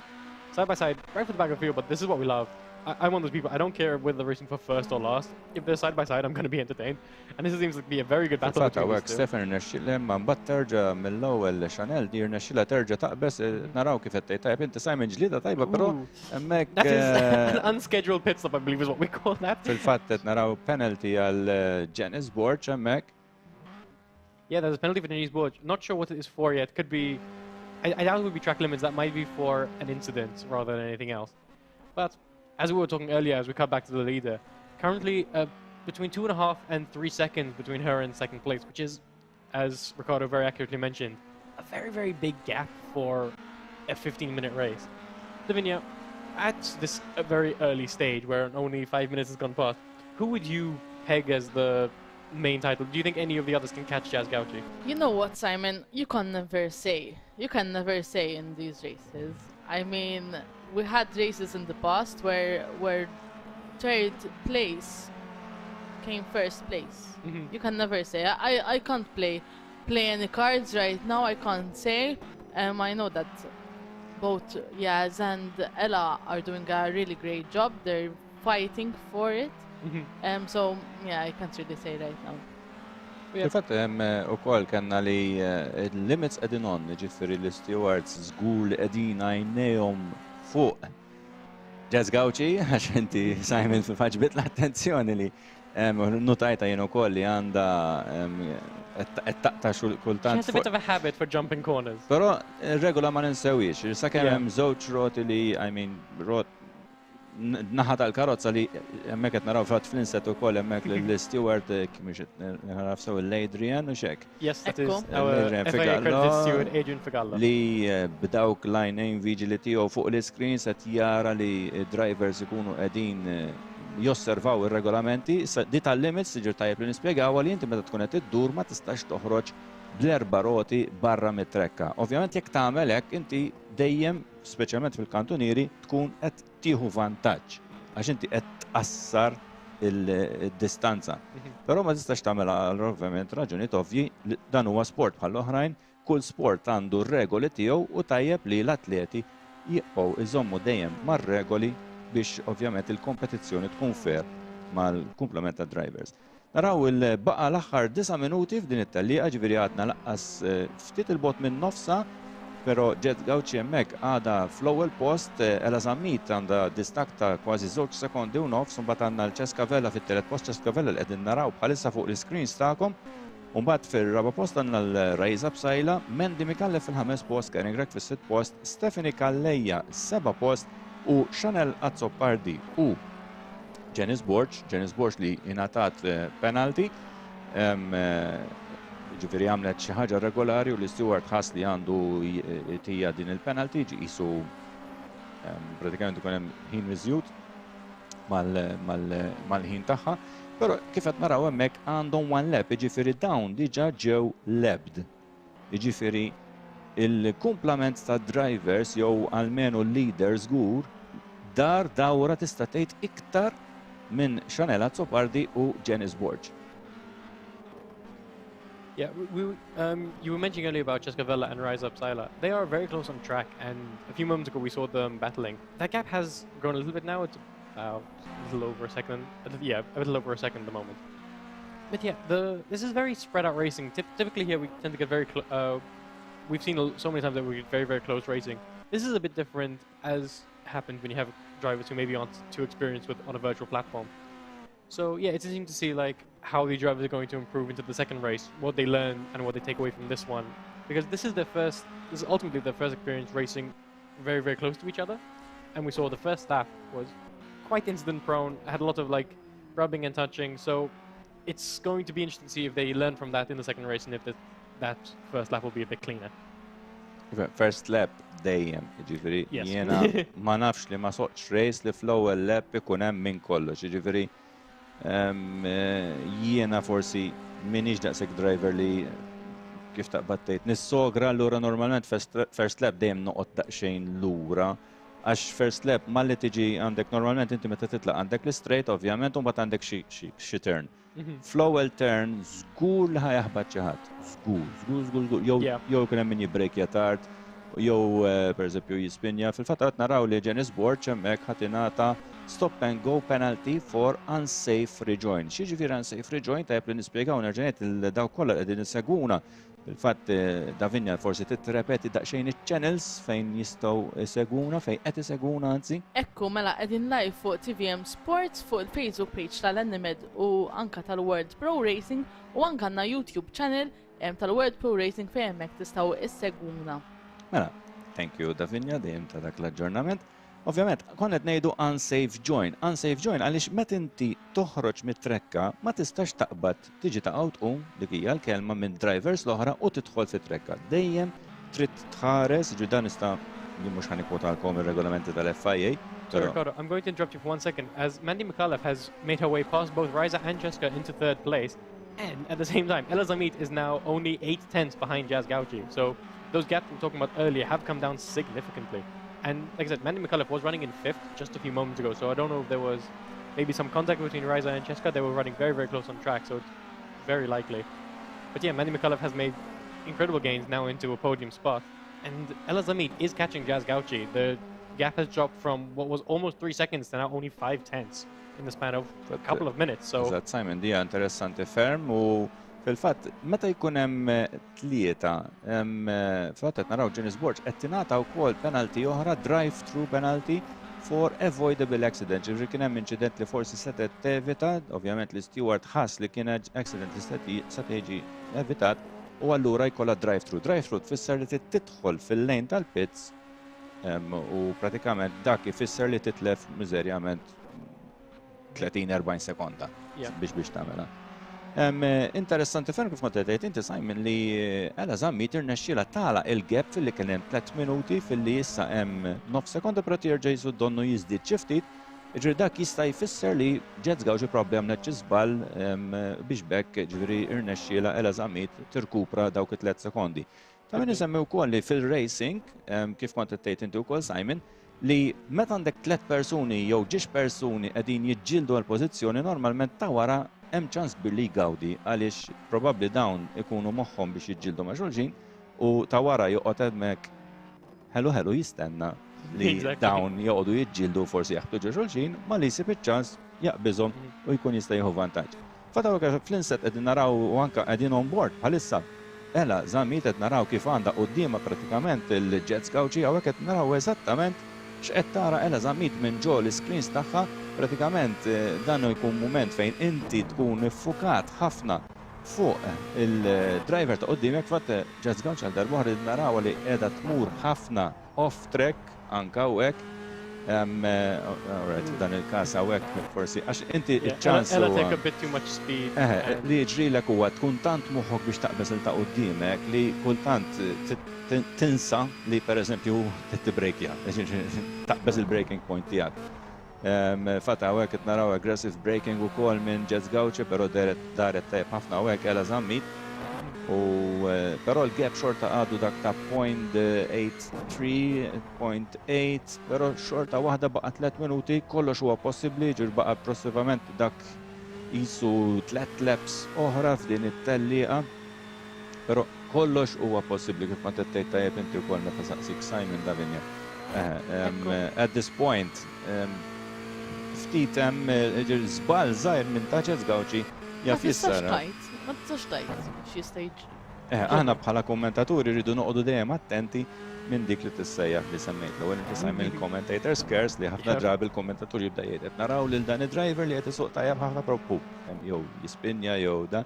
Però jiġifieri jidher hemmhekk li fil-fatt jet skawċi żiedet daqsxejn il-distak tagħha mimma ela żammit hemm sekonda u nofs għalkemm rajna x'inkun qed naraw l-on-board minn fuq. Ela żammit rajna l-jet skawċi tagħmel xi ftit żbalji, però jidher li għal xi raġuni ma sarfux vantaġġ fil-ħin għal ela żammit, però issa f'daqqa waħda ela żammit qed naraw li waqqat il-distak tagħha għal nof sekonda heavy braking hemmhekk minn Cescavella li ovvjament tillokja t-tires u titlef il-ħin prezzjuż. Hawnhekk rajna kuntatt mbagħad bejn. That's Rise Up Sila. That's the driver. She's racing for 4th place. So hopefully Rise Up will give that position back.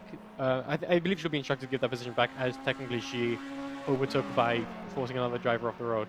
If she doesn't, she might be given a penalty or a warning from the stewards. We'll see how that pans out as the race goes on. But Rise Up Sila currently in 4th place after that mild contact. These two have kind of been at each other's throats a lot during this race. They've always found each other on track and just seem to be trading positions and trading bumps as they go along.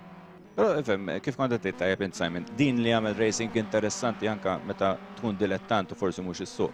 Li tara tellieqa li kulħadd jisu jsuq għalih mhix tiġri interessanti. Ġifieri u anke driver stess ngħid għalija meta ġieli pożizzjoni nkun l-aħħar ta' ġifieri. Insuq waħdi tiddejjaq daqsxejn iddur waħdek tissib dik in-naqa challenge. I think Jazz Gauchi would be in a very different position where she'd want to have no one around her just so she can run her own race and finish in first, completely unopposed. But from a viewing perspective, we obviously don't want that. We want as close battling as we can. We want them overtaking and forcing each other just a bit wide. Obviously, all in the name of clean racing, naturally. But naraw għawek il-jet skawċi kif baqa l-axħar 34 sekonda, 30 sekonda, ġifir probabli naraw din il-lap kun immaġin li ħajkun hemm xi lap oħra wara dija kif ikun skada l-ħin. Jet skawċi li għada żomm sot ma dak l-ewwel post hemmhekk bdejna tista' tgħid l-aħħar lap għal jet skawċi distak ta' kważi ftit iktar minn nofs sekonda fuq ela żammit. Hawnhekk huwa mument kritiku għal jet skawċi, żgur li l-heart rate tagħha bħalissa jkun qiegħed daqsxejn qoli mhux ħażin, adrenalina full blast għaddejja mill-sistema tagħha. U ovvjament jidher li jekk aħna hekk fil-fatt qegħdin on board fuq jet skawċi qed naraw hemm dak l-element ta' traffiku allura inti trid tara kif ħadd ipprova li dak it-traffiku li għandek quddiemek ma jtelliflekx il-ħin speċjalment meta inti għandek il-lela żammit warajk, però distak qed naraw hekk mill-ħinijiet li jidher li mhuwiex daqshekk problema għal jet skawċi li tidher li se tkun propju li ser tispiċċa fl-ewwel post f'din l-ewwel tellieqa. Infagrukom Women Special. Kif qalet ukoll Davinja aktar kmini din il-ġimgħa ċelebrajna jum il-marat nhar 8 ta' Marzu Qegħdin naraw il-Jets Gauchi wkoll qed naraw fl-iskrin ta' taħt il-Lela Zammit per id-distak hemmhekk huwa ta' kważi 1.2 sekondi u allura Jets Gauchi għada kemm tgħaddi minn fuq il-checkered flag pratikament u tirbaħ din l-ewwel tellieqa. Jets Gauchi fit-tieni post naraw lil-Lela Zammit, Mandy Mikallef, Reza Bsajla, Jessica Vella, Karen Gregg, Stephanie Kelleja. We should say we haven't actually seen those because they're relatively far back. Mandy McCullough probably hasn't finished the race yet, so it's probably coming around the final couple corners now. So behind her, there could still be some of the positions up to play for. As we see, Reza and Jessica are very close on track, maybe just a second between them. And see, we do cut to Mandy McCullough. She is going to finish in third place. Għaddit with-checkered flag għal Mandy Mikallef, naraw però hemm 2 seconds bejn Reza Bsajla u Jessica Vella. Yeah, there's not going to be a change for those two. But yeah, that is, as we come to the end of the race, that was a very interesting race because it was really lap 1:10.1. Jazz Gauchi got a better launch, could throw it to the inside of Ella Zammit and really barely look back. I mean, Ella Zammit caught up for a little bit during the final stage of the race, but was never really close enough to actually try and attack.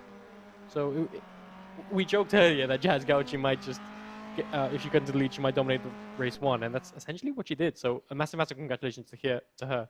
Was here taking off her headset. Eżatt il-Jets Gauchi fejn ħajjieħdu probably moment ta' pawza.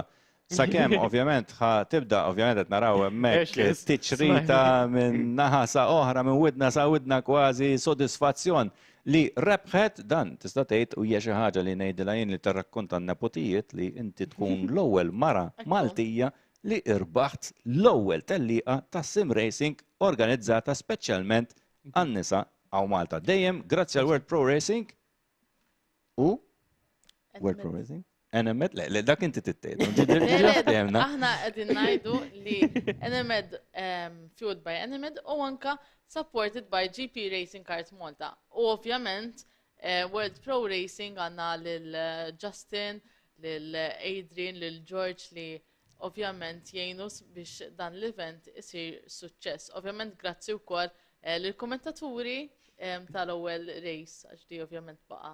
Però isek qed tagħmel concluding comments. Le, mhux concluding, ibqgħu hemm. Għax baqa għandna t-tieni tellieqa. T-tieni tellieqa nfakrukom li hija reverse grid.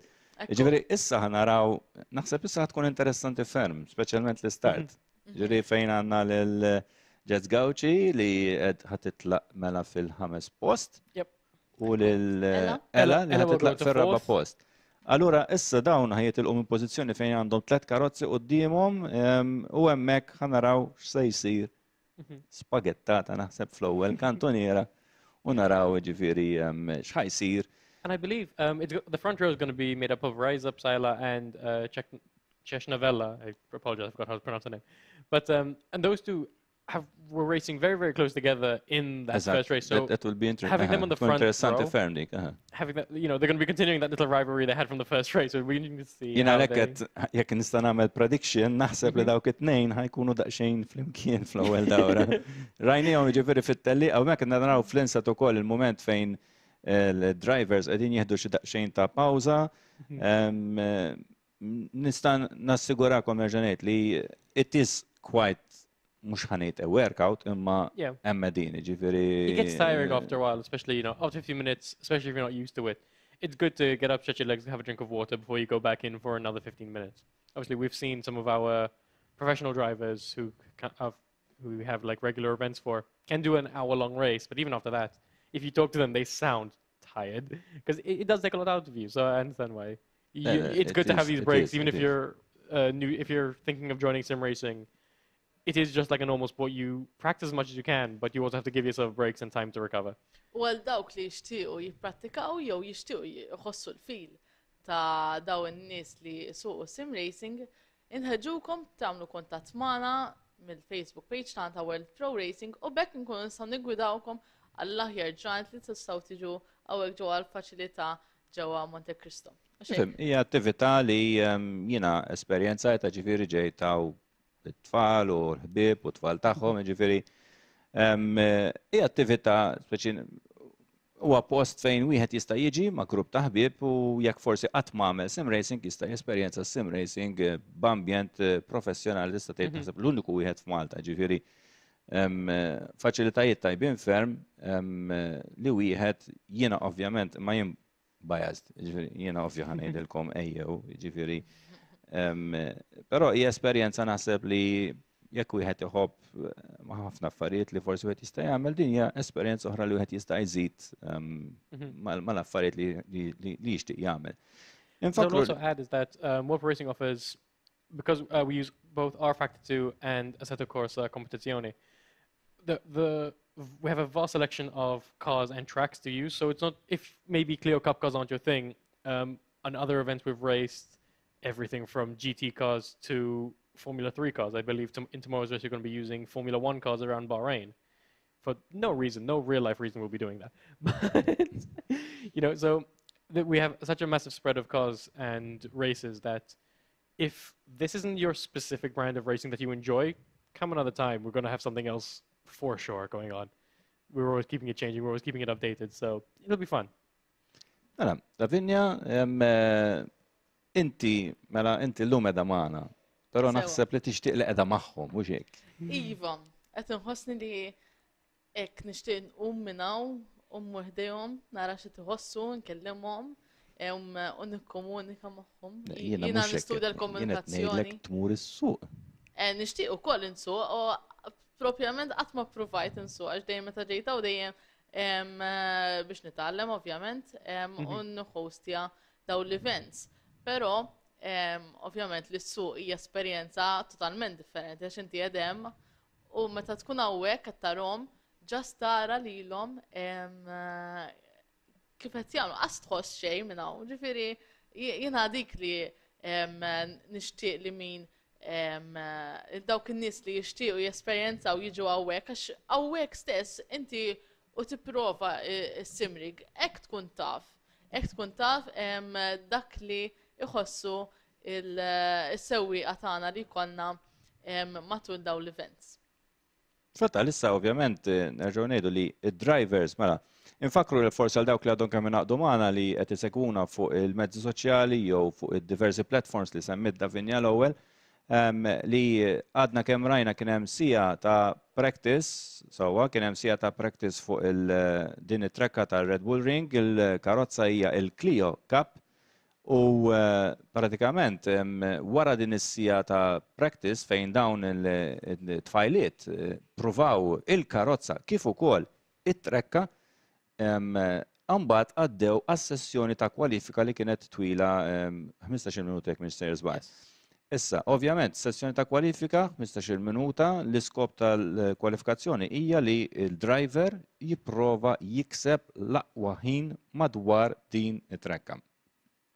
Jgħaddu l-15 minuta, kien hemm mbagħad jisu pawża oħra żgħira, nistgħu ngħidu hekk, dak li jissejjaħ il-warm-up time, u mbagħad għaddejna t-tellieqa. Tellieqa li ovvjament għadha kemm spiċċat jisu 10 minuti ilu l-ewwel tellieqa, u issa ovvjament ħatibda it-tieni tellieqa hemmhekk fil-fatt qed naraw hemmhekk fuq l-iskreens tagħna qegħdin naraw lil drivers li qegħdin pratikament diġà lesti bil-qiegħda fir-rigs tagħhom qegħdin jaraw li kollox qiegħed issettjat kif suppost ovvjament min-naħa tal Before we go to our second race, however, I do believe we're going to get some interviews with the drivers.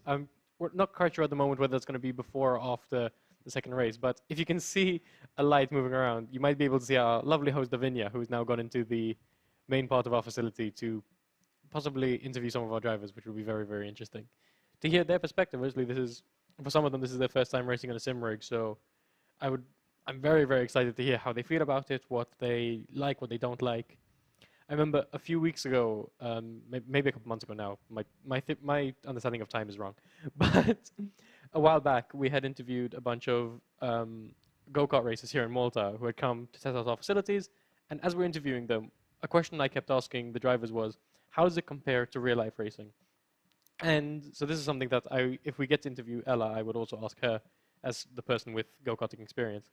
But what was very fascinating about those interviews was, I think, two of the people I asked said that virtual racing was nothing like real racing. It didn't have the same feel to it at all. And the other two said it was exactly like real racing, that you could apply everything you knew from that to the track. So having that difference between racers who have competed together on track in real life and have competed together on track in a virtual setting, I want to get that same feedback from these drivers and see how it compares to the ones even if they don't have maybe go-karting or racing experience, how it compares to just driving a normal road car around the streets of Malta, you know?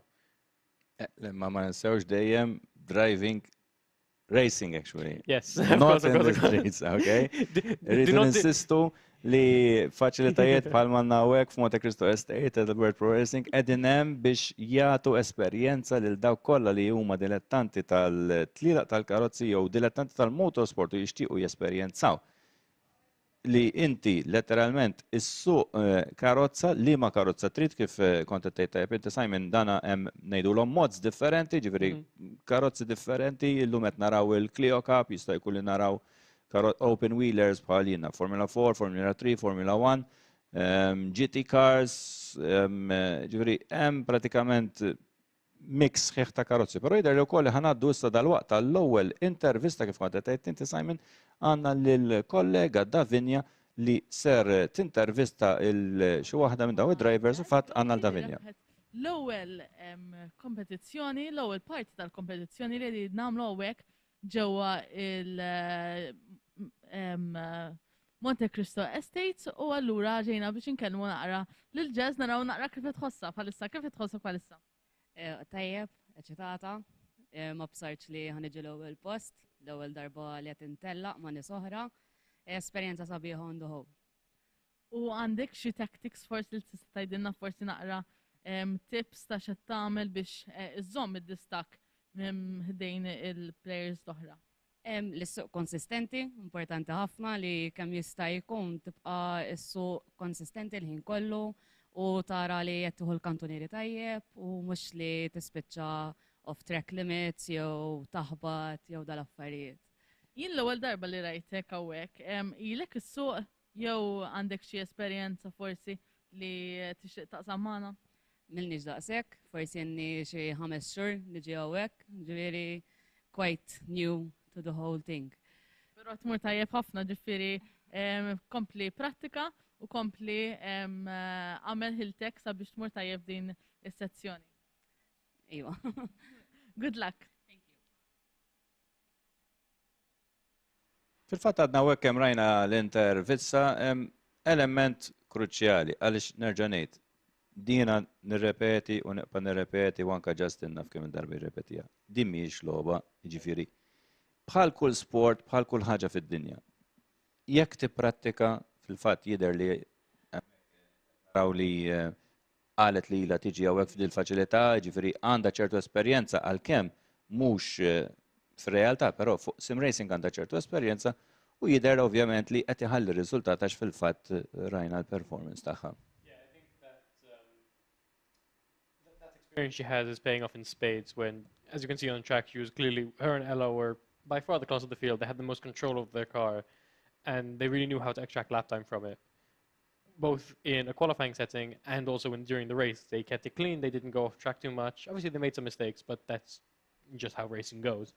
So I think it's very interesting that now knowing that she has that experience, you can see how much control she has over a car, how well she can handle it. So yeah, experience, what we're saying here, it's not necessarily a game. Practice matters so much in this sport. Jidher li għandna wkoll dal-waqt, sorry Simon, kellim waqfek għax jidher li għandna xi intervista oħra, ovvjament nistennew il-Davinja li narawha forsi dal-waqt fuq l-screens tagħna tintervista lil xi driver oħra milli għandna llejla. Fakrukom dan huwa l-ewwel avveniment tal-nisa fis-sim racing hawn Malta, avveniment li bdejna b'10 tfajliet, però sfortunatament waħda minnhom kellha ħassita li mhijiex kapaċi, mhux kapaċi, mhijiex f'saħħitha li tkompli tagħmel din it-tellieqa. Aħna nfakrukom li dan jinvolvi element fiżiku u anke l-fatt li forsi m'intix imdorri li tara s-suq fuq screen jaf jikkawżalek kultant ċertu effett li inti taf tħossok daqsxejn sturdut il-kelma, speċjalment mbagħad jekk anke kif kont qed ngħidu l-ewwel jekk inti s-suq bil-virtual reality għandek ċans kbir li ikollok anke nausea daqsiku jisek seasickness pratikament. Però naraw forsi Davinja fil-fatt, Davinja l-linja għalik? Din ma' Ella, issa. Kif inti Ella, kif tħossok wara li ġejt it-tieni post fl-ewwel parti tal-din ir-race? I'm trying to aim for first, but I'm very happy. I'm not used to the sim. It's my first time racing in the sim, so very happy so far. Tajjeb ħafna mela għall-ewwel darba li qiegħda tipprova f'din is-sim, tajjeb ħafna li ġejt it-tieni. Għandek xi tactics jew xi ħaġa li tixtieq forsi tgħidilna li qed tgħinek biex tippuxxa biex tmur tajjeb? But first to win it, you have to finish it. So try stay in the race, make as little mistakes as possible, and we'll see from there. Tajjeb ħafna, komplu seguna ħalli taraw it-tieni parti ta' din ir-race kif ħadd isvolġi. Ovvjament. Very interesting to hear from her, we've gone from a driver with 5 months experience racing in sim racing to one that has 0 experience racing in sim racing, and yet their lap times were, I believe in qualifying, they were what, 900s apart from each other?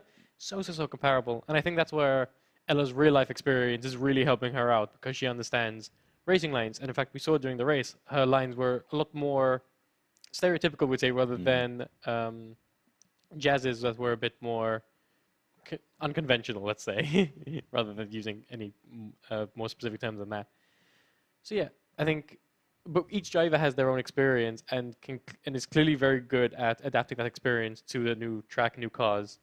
But that experience is very different. And I think that's really, really exciting to see. Fil-fatt kif bdejna ngħidu l-ewwel l-argument huwa li inti jekk inti għandek esperjenza fuq it-trekka f'dan il-każ għandek esperjenza fuq it-trekka bil-go-kart, it-teorija, l-prinċipji teoretiċi li għandha fil-go-karting tista' tapplikhom mill-ewwel fuq is-sim.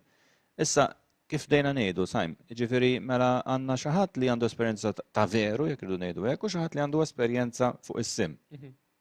Naqbel perfettament miegħek li s-sewqan ta' Ella huwa cleaner. That's the thing. I was trying to think of the right way to describe it. I think Ella drives in the way you would be taught to race a car, whereas Jazz drives in the way that suits her best, which is, maybe sticking a bit closer to the apex, turning in a bit sooner, whereas Ella follows the more traditional racing lines. Which again, I mean, as we saw from the lap times, they both have merits, and I think over time, because Ella understands racing lines, if she had the same amount of experience in a virtual sim that Jazz did, I do think she would probably outclass her. But as they are currently, they're really, really, really well balanced. And that made for, first of all, a very entertaining qualifying session. And more importantly, an extremely entertaining race with them just very, very close to each other. They didn't actually, they weren't battling, they weren't trying to overtake each other. But the pressure was there on Jazz for the entire 15 minutes. She couldn't breathe during that race. And I think that's going to be very fun to see now that they're further back and Jazz is once again starting behind Ella. They're going to be having to fight through the field if they want to get that P1 again. So it's going to be very, very fun to watch. Yes, aħna fil-fatt hawnhekk li rridu ngħidu wkoll li għax isna bdejna nippruvaw ninsibu l-kelma adattata biex nispjegaw it-tip ta' sewqan. Jiena naħseb, u fil-fatt bdejna nitkellmu anke l-ewwel ma' Sur Klus hawnhekk li kien hawn magħna, li met inti bħal Ella li għandha l-esperjenza fuq it-trekka reali ikollok f'moħħok ħafna iktar affarijiet bħal il-karozza fil-każ ta' Ella l-go-kart, xiġifieri. Mela jekk hi għandha l-esperjenza suq il-go-kart, taf li forsi ma tistax għax fil-fatt qalet kumment hawnhekk naqdet ma' Davinja reġgħet, qaltlek kumment, qaltlek to win it you have to finish it. Ekku. Issa dik naħseb hija s-sigriet li jagħmel id-differenza bejn xi ħadd li huwa sim racer biss u xi ħadd li jsuq ta' vera. Xi tfisser to win it, you need to finish it. Ifisser li you don't ħanejda bil-Malti, sawa tibża l-karozza. Jiġifieri ma tagħmilx mossi jew ma tafasx iż-żejjed li tista' tagħmel xi ħsara l-karozza li mbagħad tispiċċa forsi it-tieni post kien pożizzjoni tajjeb għalija, ovvjament xtaqet l-ewwel post. Però naħseb kif inhi it-training tagħha ma tħossix li tista' tagħmel ma nafx hekk qed tifhimni Simon. You literally took the point out of my mouth. The next point I was going to make was that Ella had this mindset that was such a racing driver's mindset of like, you don't get any points if you don't finish the race. It's as clear as that. And I think that's something, again, as you were perfectly saying, she would have been taught that during her real-life racing experience that maybe Jazz hasn't gotten. Because when you're only racing virtual simulators, you can lob a car into a wall at no personal cost to your own, no cost to like your team or your investors.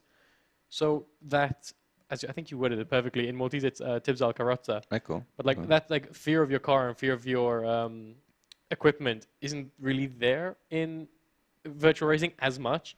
It is still there. Obviously, you have the sim rigs are very, very expensive, so you don't want to, you don't want to throw a glass of water at them or anything. That's a bad idea. Can't confirm. But when you're actually driving, there's a lot less pressure on you to keep the car on the track. When in real life racing, if you hit a wall, that's first of all, you're risking your own life. Second of all, you're risking massive, massive personal costs. And third of all, you then risk not being able to compete in future races because you have to rebuild your car. Or in Ella's case, it would be a kart. Jina naħseb li dik kienet ir-raġuni li għax bdejna naraw li kien hemm momenti li bdiet tagħlaq il-gap, però mbagħad jisu terġa' tiftħu. Jiġifieri naħseb I believe she didn't take as many risks Eżatt, as we saw Jazz the first corner threw her car over the inside and was very, very again to use a racing term, it's elbows out. She really had her elbows out into that 10-1.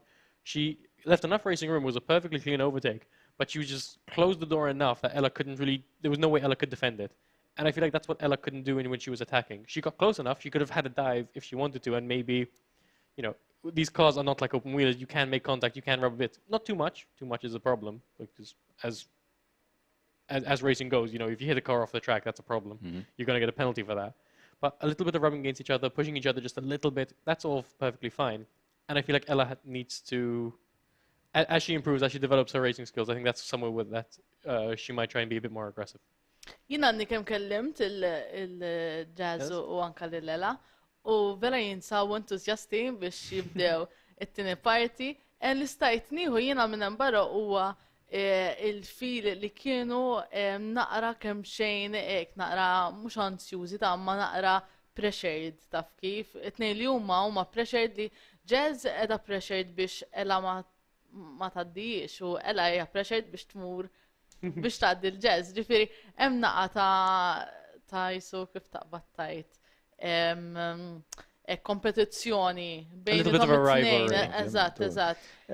I'm very happy to hear that, especially hearing that they're enjoying their time here and that they want to come back. I think ultimately this is what this was for. We have a very, very long practice session where the idea is have fun. Obviously you're practicing, you're gearing up for a race, but with an hour-long practice session, you're just going to have a feel for the car, get used to it, get used to everything. That's where you can afford to spend a little time to have fun. And over time, you obviously develop these skills, and the fact that they're enjoying it, and while also developing these skills, is ultimately what they're here to do. So I'm very, very happy to hear what you just said. Minn barra ħna ovvjament żgur li daw kollha li qed jarawna u nirringrazzjaw fil-fatt il daw kollha qegħdin isegwuna. Żgur li din hija show partikolari, ġifieri nerġa' ngħid, mhux żgur li llum l-udjenza tagħna hija udjenza differenti minn tas-soltu, udjenza li fejn is-soltu forsi jkollok dawk il-viewers, kelma viewers bl-Ingliż, dawk li qed jarawna sewwa huma nies li jkunu dilettanti ta' dan l-isport, però llum naħseb li hemm nies il-firxa ta' nies u nerġa' ngħid għal darba oħra nirringrazzja dawk kollha qed jarawna huma grupp ta' nies differenti minn tas-soltu. Jiġifieri llum nerġa' ngħid it's a first, ma nafx kemm il-darba qedta, però huwa sabiħ ġirina nerġa' ngħid iktar ma niġbdu nies lejn dan l-isport, ovvjament jiena ħaġa li hija l-qalbi, allura ovvjament żgur li nkun qiegħed happy illum. Definitely. And Davinia can correct me, but I believe we're currently live on the NMED Facebook channel. Is that correct? Ekku. Perfect. So that's, again, it's, as Ricardo was saying, it's this new audience for us, who, for a lot of people, it might be their first look into esports, and the fact that and seeing what we've been explaining for the whole night, how it differs from racing and how similar it is to real racing. So the fact that the general public's first idea of esports could be in line with the racer's first experience is something really, really special. Because essentially you're seeing what an entry-level racer can do. And even if it's a bit messy, it's not what you'll see from professional Formula One. They're still having fun, which is the most important thing. And from the first practice laps we saw to the end of the race, every single driver was significantly more consistent and significantly faster than they were literally only an hour before. So it's really, really fun to see just how much progression can be made in such a short time. Tajb li ngħidu wkoll Davinja f'idejk daw l-affarijiet ta' fljuma f'idejk. Jiena u Simon tina races u tina xejn iktar. We're the racing nerds. Kont nfakkar l-telespettaturi tagħna li jekk tixtiequ tagħmlu kuntatt magħna, itlu fuq il-Facebook page tagħna World Pro Racing u hemmhekk tistgħu issibu l-informazzjoni kollha tagħna kemm l-events li saru fil-passat kif ukoll dwar it-team sieħ li għaw wara dan kollu. Fil-fatt nistgħu naraw ukoll l-Adrian li qiegħed hemmhekk bħala steward li jieħu ħsieb ukoll li jara li kollox imur sew u li kollox jibqa' kif suppost u jkun kollox clean kif ngħidu bl-Ingliż. Ġifieri ikkuntattjawna u anka segwu ir-races importanti ħafna li nagħtu support lil dawn in-nisa u anka l-irġiel ovvjament, però llum Men don't exist. Però llum qegħdin niċċelebraw nistgħu ngħidu hekk. Speċjalment anke dawk li qed jarawna nistidinkom iktbu kumment, irridu naraw il-Davinja suq, irridu naraw il-Davinja suq, il-Davinja suq. Petition, if it gets 100,000 signatures, it's going to Parliament. Għamlu like u comment fuq il-Facebook page tagħna ħalli tkunu tafu iktar dwar l-affarijiet li jipprovdu il-World Pro Racing. X'taħsbu kif ħatibda tal-waqt? Issa 50 sekondi oħra ħanibdew l-aħħar parti ta' din ir-race fil-fatt issa huwa Naraw il-karozzi lesti hemmhekk fuq il-grid. We have Cheska Vella, who finished in 5th place in the first race and now starting on pole, ahead of Rise Up Sila, Mandy McAuliffe, Ella Zamit, who was the runner-up in our first race, Jazz Gauci, who won our first race, starting down in 5th, ahead of Karen Gregg, Stephanie Kalea, Chanel Atopardi, and Jenis Borg. Ma kien naraw ukoll fl-inset il-race director tagħna li kif ukoll l-steward li qegħdin lesti biex ovvjament tibda din it-tellieqa. Kif qal tajjeb Simon ralkom il-grid, pratikament ħanibdew dal-waqt, naraw s-seba' We will start in 5 seconds. So we saw in the first race that the driver in second place got the better start. As the off and underway, it doesn't seem like that. It does seem like that again this time. Rise Up Sila has cut across Jessica and spun their own car. Thankfully, Jessica Vella can continue on racing and is keeping her P1 position. As Mandy McAuliffe is a bit too far back to try anything. He's now going to follow through turn 1 down the long straight towards the second corner. Jessica Vella has a pretty decent lead. And it seems Jazz Gauci has lost a place to Stephanie Kalea and Karen Gregg. So I think might have been caught up in Rise Up Sila's little incident there. Jessica Vella cuts the corner a little bit, gives Mandy McAuliffe an opportunity to get closer. I'm not sure if she's going to be able to overtake until the final corner, if she's close enough. But third place, Ella Zamit, we know how fast she is from that first race, and she's caught up immediately. She's going to want to make very, very quick work of both Mandy and Jessica. Infatti jidher li f'din it-tellieqa kif qed naraw lil Jazz Gauci fis-sitt pożizzjoni u qed naraw fil-fatt hawnhekk il-Jessica Vella fil-ewwel post, però qed waraja hemm il-Mandy McAuliffe, naraw Jessica Vella li daħlet fil-pits hemmhekk. Maybe had a technical issue that we're not aware of. We'll keep informed, and if we learn anything, we'll let you know immediately. But Ella Zamit is now side by side with our new leader, Mandy McAuliffe.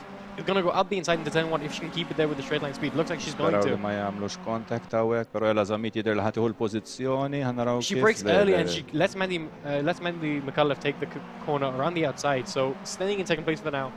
I wonder if you're Ella Zamit right now, you know you have 13 minutes left, and you also know that you kind of have the pace over the other drivers. I don't think she wants to go too fast and make a mistake. Speaking of, as we see Stephanie Kalea, that is Stephanie Kalea spinning Karen Gregg round. That gives Jazz Gauci her third place spot. She is almost 3 seconds behind Ella Zamit, which is a very similar situation to how Ella Zamit was in the previous race behind Jazz. So it'll be interesting now how the race is 13 minutes, very, very long time left to go in this race. So I do believe Jazz will be able to close that gap maybe, as Mandy McAuliffe also dived into the pits. I'm not quite sure why. I'll be honest. Forsi kienet xi drive-through penalty hemmhekk. It could be the penalty. Naraw issa li Ella Zamit ħadet issa l-ewwel post hemmhekk, ovvjament Jazz Gauci għandha dawk il-ġis sekondi u nofs kważi. Ella Zamit fil-fatt ukoll tagħmel the fastest lap f'dan il-lap li ħadet il-leading position f'din it-tellieqa. L-ewwel Simon kont se ngħidlek, però ħallejtek għaddejt tikkummenta. Rajna kif Ella Zamit sforz l-esperjenza li għandha fil-real racing ma mliċ fis-sens seta tagħmel dive f'dik il-turn u taqbiżha faċilment. Però kif qed inti taf li għandha faster pace, mela allura no risk. Ejn nistennew li l-opponent jagħmel l-iżbal u nkun nista' naqbżu kif irrid u mingħajr konsegwenzi. Yeah, I think it's very difficult to explain how experience affects your mentality when it comes to racing. And I think that's a perfect example because El Azami did not need to back out of that move. She could have done what essentially Jazz did to her in the first race, which is keep Mandy McCullough pinned to the outside and give her essentially nowhere on track to go. But she didn't do that. She backed out. She knew that over time she's going to get more opportunities. It's not worth risking an accident now when there's still 30 minutes left to go. That is something you only really get with experience and with racing. Ela issa l-fatt li qiegħda l-ewwel post għandha t-trekka kollha li fil-fatt għadha kemm għamlet il-fastest lap f'din il-lap. Ġifieri fastest lap wara lap tejbet il-ħin tagħha ġir dak huwa riżultat fejn inti għandek il-lela li qiegħda waħedha pratikament qed tmexxi qed tillidja din it-tellieqa m'għandekx inkwit quddiemek, allura you can set your own pace u keep steady at that particular rate. Ġifieri at this current moment, El Azami is completely running her own race. Jazz Gauchi has 3 seconds to make up, which is doable. We saw in the first race that El Azami overcame a gap pretty much very, very similar to that. But similar to the first race, behind those two, Stephanie Kalea is 10 seconds behind. Mandy McCullough, Karen Gregg, all of them are just a bit too far behind to really challenge for the lead of the race at the moment. But they are still having a very, very fun race amongst themselves. We cut to Mandy McCullough and Karen Gregg running very close on track as Karen goes a bit wide, going to affect her run down the front straight, so I do think Mandy McCullough is going to be safe into turn 1. I don't believe the car ahead of Mandy on track is Stephanie Kalea. I don't think that wouldn't be 2 seconds of gap, would it? I could be. I might be being very dumb. It could be Stephanie Kalea, yeah. Le, hija Stephanie li issa tista' tgħid hija pożizzjoni tajba ħafna, tielet post. Stephanie wkoll hija driver li għandha esperjenza mnalija fil-real racing, allura jekk ovvjament jirnexxiela żomm dan il-gap, però qed naraw hemmhekk lil Mandy li qed tagħlaq sew magħha, ġifieri il-gap bejniethom vera qed jonqos, qisu hemm dawk il-9 sekonda bejniethom, ġifieri jista' jkun li ħanaraw taqtija tajba hekk bejn Mandy McCullough u Stephanie Kalea, fil-fatt qed naraw il-Mandy McCullough li qed tagħlaq iktar il-gap bejn it-tnejn. Komplu naraw din id-dawra Coming to the final corner, Stephanie Kalea does take a bit of a defending line, runs a bit wide, is going to give Mandy McCullough an opportunity down the front straight. Now it's up to Mandy McCullough to decide, similar as Ella had to do on her moments ago. Is she going to go for the dive? She's got the inside line, she's got her nose there. I don't believe... No, she backs out of it again. She does, similar to what Ella did, she backs out of it, goes for the outside line instead, tries to get a good exit, and does have a very, very good exit. Is closing really fast on Stephanie Kalea. But Stephanie closes that door on the outside, not going to give her a chance into the second corner. Stephanie Kalea, for the time being. Defendi kif tista' hekk, però jekk il-pace ta' Mandy huwa aħjar minn ta' Stephanie, Mandy ddeċidiet li naħseb tagħmel ukoll a wise choice, ġifieri għażla qlija li tistenna lil Stephanie tagħmel l-iżball. Ġifieri qed narawhom hawnhekk pratikament bumper ma' bumper kważi. U qed naraw ukoll il-Karen Gregg li ġejja warahom bil-pass tagħha ovvjament qed tistenna li dawn it-tnejn jagħmlu xi żball bejniethom u tkun tista' taqbes bħalma rajna fl-ewwel tellieqa li minn kif il-ħames post kien qabeż żewġ karozzi fl-istess ħin. Però Mandy McCullough qed naraw hekk fl-inset fl-screens tagħna tidher konċentrata ferm għalkemm deret xi qatet xi ftit lura minn Stephanie. Stephanie jista' jkun li forsi ma setax issib il-pace tagħha, però jidher li issa deret kostanti ferm Stephanie u jidher li Mandy inqatat ftit lura fatt qed naraw kważi.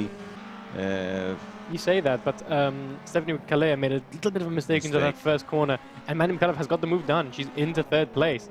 Can Stephanie fight it back on the inside into the turn 2? Careful not to make contact. They just avoid contact there.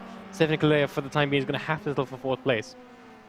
As Mandy McCullough, these two have a very... I think this is a really great example of what clean racing looks like, because these two have been very, very respectful of each other, giving each other enough room through the corners and, not, crucially, not making any contact. It's really, really great to see. Again, you compare it to the first race when they were when the drivers were all a bit scruffier. As Stephanie Kalea makes a very, very beautiful dive down the inside into the penultimate corner. Mandy McCullough is going to try and fight back into the last corner. Can't really do it in this right now. is she going to get good enough run to try down to turn 1? Long back straight. Mandy McCullough sitting in the slipstream of Stephanie Kalea is closing a little bit, but I'm not sure if she's going to be close enough to have a dive. I don't think... Maybe she might not have the confidence in the car, as you saw in the first thing. She knows when to take a step back and let the other car kind of make their own mistakes. But yeah, for now, Mandy McCullough, even though got the position briefly, is now sitting palissa behind. ma' Mandy McCullough u il-karozza numru 20 qed naraw kemm huma close, ovvjament qed tipprova tifrott qed naraw hemmhekk żbaljat xi ftit, Stefan ħa naraw jekk hux ħadd il-vantaġġ jekk toħroġ fuq il-ħaxix li xorta waħda Stefan irnexxielha żżomm il-post però qed naraw hawnhekk ma ġemx xulxin iż-żewġ karozzi Stefan jidher li xorta baqgħet iżżomm il-pożizzjoni tagħha jibqgħu side by side hawnhekk iż-żewġ karozzi flimkien ħa naraw x'se jiġri issa min ħajċedi lil min, però Mandy jidher li qiegħda xi ftit iktar il qudiem f'din u hemmhekk naraw kuntratt bej iż-żewġ karozzi, però ma rajniex eżatt ġara mill-kamera stana, però jiena naħseb li seem to see that Stephanie Kalea cut across. eżatt, hekk naħseb. Maybe misjudged how long her car was, thought she could turn in before she was really ready to, and just spun herself across the front of Mandy McCullough, unfortunately. But it doesn't look like she lost some time, but she hasn't lost any positions to Karen Gregg, so maybe she can get into a battle with her, or maybe just like slowly build her confidence back up and keep going just to close that gap. Speaking of gaps, if you look to the leaders now, Ella Zamit and Jazz Gauchi, 5 seconds between the two with 5 minutes remaining. That's a mammoth gap to close for Jazz Gauchi. It's doable. Everything's doable in racing. But it is, assuming that Ella Zamit doesn't make any massive mistakes, it's going to be so difficult to challenge for a win. Fem, baqa naqra iktar minn 5 minuti, 5 minuti u nofs. Pratikament hawnhekk qed naraw il-lela li qiegħda pratikament ddur qed tsuq it-tellieqa tagħha pratikament no pressure sakemm ma tiltaqax ma' xi back markers bħal madna kemm rajna li jista' jkun li jikkawżawlek xi problema waqt it-tellieqa, però hemmhekk Ella Zamit, għandha pratikament il-tellieqa f'idejha, kull ma trid tagħmel hija li żżomm konċentrata tiqpa id-dur bil-pass tagħha, toqgħod attenta minn xi back markers u jiena nazzarda ngħid li huwa impossibbli li Jazz Gauchi taqbiża jekk ma jkunx hemm jiġifieri xi żball jew minħata Ella jew minħabba xi back markers. Kif qed naraw il-gap jilab qiegħed bħalissa qiegħed kważi 4 sekondi, kultant jitla naqra iktar, kultant jinżel xi ftit. Ella rajnija x'kapaċi tagħmel, Jazz Gauchi probabbli għaddejja bil-ritmu tagħha, però id-distakk huwa uliju u allura pratikament it-tellieqa jidher li sejra favur Ella Zamit. Ta' minnu wkoll ngħidu li Mandy McCullough li kellha dik il-ġlieda sabiħa ferm ma' Stephanie Kalea mbagħad rajna forsi dak l-iżball ta' Stephanie li forsi għaġlet xi ftit setgħet tistenna naqra iktar. Pratikament il-pace tagħhom huwa l-istess rajtu jien simili ħafna, ġifieri kieku naħseb stenni xi ftit Stephanie setgħet taqbiża faċilment u mhux tispiċċa tagħmel dak l-iżball li għamlet. Hawnhekk qed naraw il-Janice Borch, karozza numru 14 li għaddejja fis-sitt pożizzjoni li hija qrib ferm il-karozza ta' Karen Gregg, karozza numru 55, u qed naraw fatt li baqgħu ħirġin wide ħafna f'din il-kantuniera, jidher naħseb li fil-fatt Janice Borch tieħu l-5 pożizzjoni hawnhekk. Naraw għadha kemm qabżet fil-fatt lil Karen Gregg u jidher ukoll li daw iż-żewġ drivers għandhom ukoll l-istess pace, allura dik tkun, però hekk qed naraw nerġgħu żball min-naħa ta' Karen Gregg li baqgħet ħirġa wide ferm, allura Janice Borch hemmhekk fil-fatt gwadanjat pratikament 3-4 sekondi faċli fuq dik l-excursion li rajna min-naħa ta' Karen Gregg. For sure. Again, we've seen it a lot throughout these two races, but mistakes are extremely costly when it comes to how well you can stay in a fight. Stephanie Kalea is a perfect example. She's now dropped behind both Janice Borch and Karen Gregg, so she must have made another mistake somewhere, or maybe been affected by the same pit stop issues that the others were facing earlier. But she's now in 6th place when she was running. First, she was running in 3rd. Then she was running in 4th behind Mandy McCullough. So mistakes are, you have to be really careful. I believe Ella Zamit said it best. You have to finish the race to get a good result. And that's the ethos that Ella Zamit herself needs to be taking right now. She's between 5 and 6 seconds in the lead. Finishing is her #1 priority. But also the other drivers need to make sure that they're keeping their nose clean so that they don't fall too far behind their others. Because ultimately, the less mistakes you make, the closer you're going to be to your competitors, and the more likely you're going to be able to race them and overtake them and get a better finishing position. Batta għak tħallna u koll issa lejn l-axħar żewġ minuti ta' din il-tieni tal-liqa. Fakrukom qegħdin taraw il-Women Special Sim Racing, Women Sim Racing Special Event illum ġol World Pro Racing Facilities li jinsabu fil-Monte Cristo Estates fħal Farruġ. Fejn qegħdin naraw lil Zamit, hemmhekk qed naraw lil-Race Director li qed jurina li hemm penalty għal Stephanie Kalleja. Stephanie Kalleja li preżentament tinsab fis-sitt post, hemmhekk jidher li kien hemm incident bejn il-karozza numru 20 karozza numru 24 u allura hemmhekk Stephanie Kalleja tingħata id-drive-through penalty.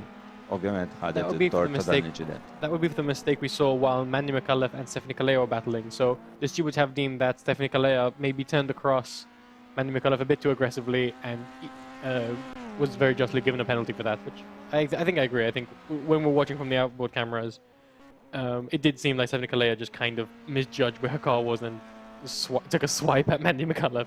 I doubt it was malicious, so I'm assuming it wasn't, but it is what happened, and that's why she was given that penalty.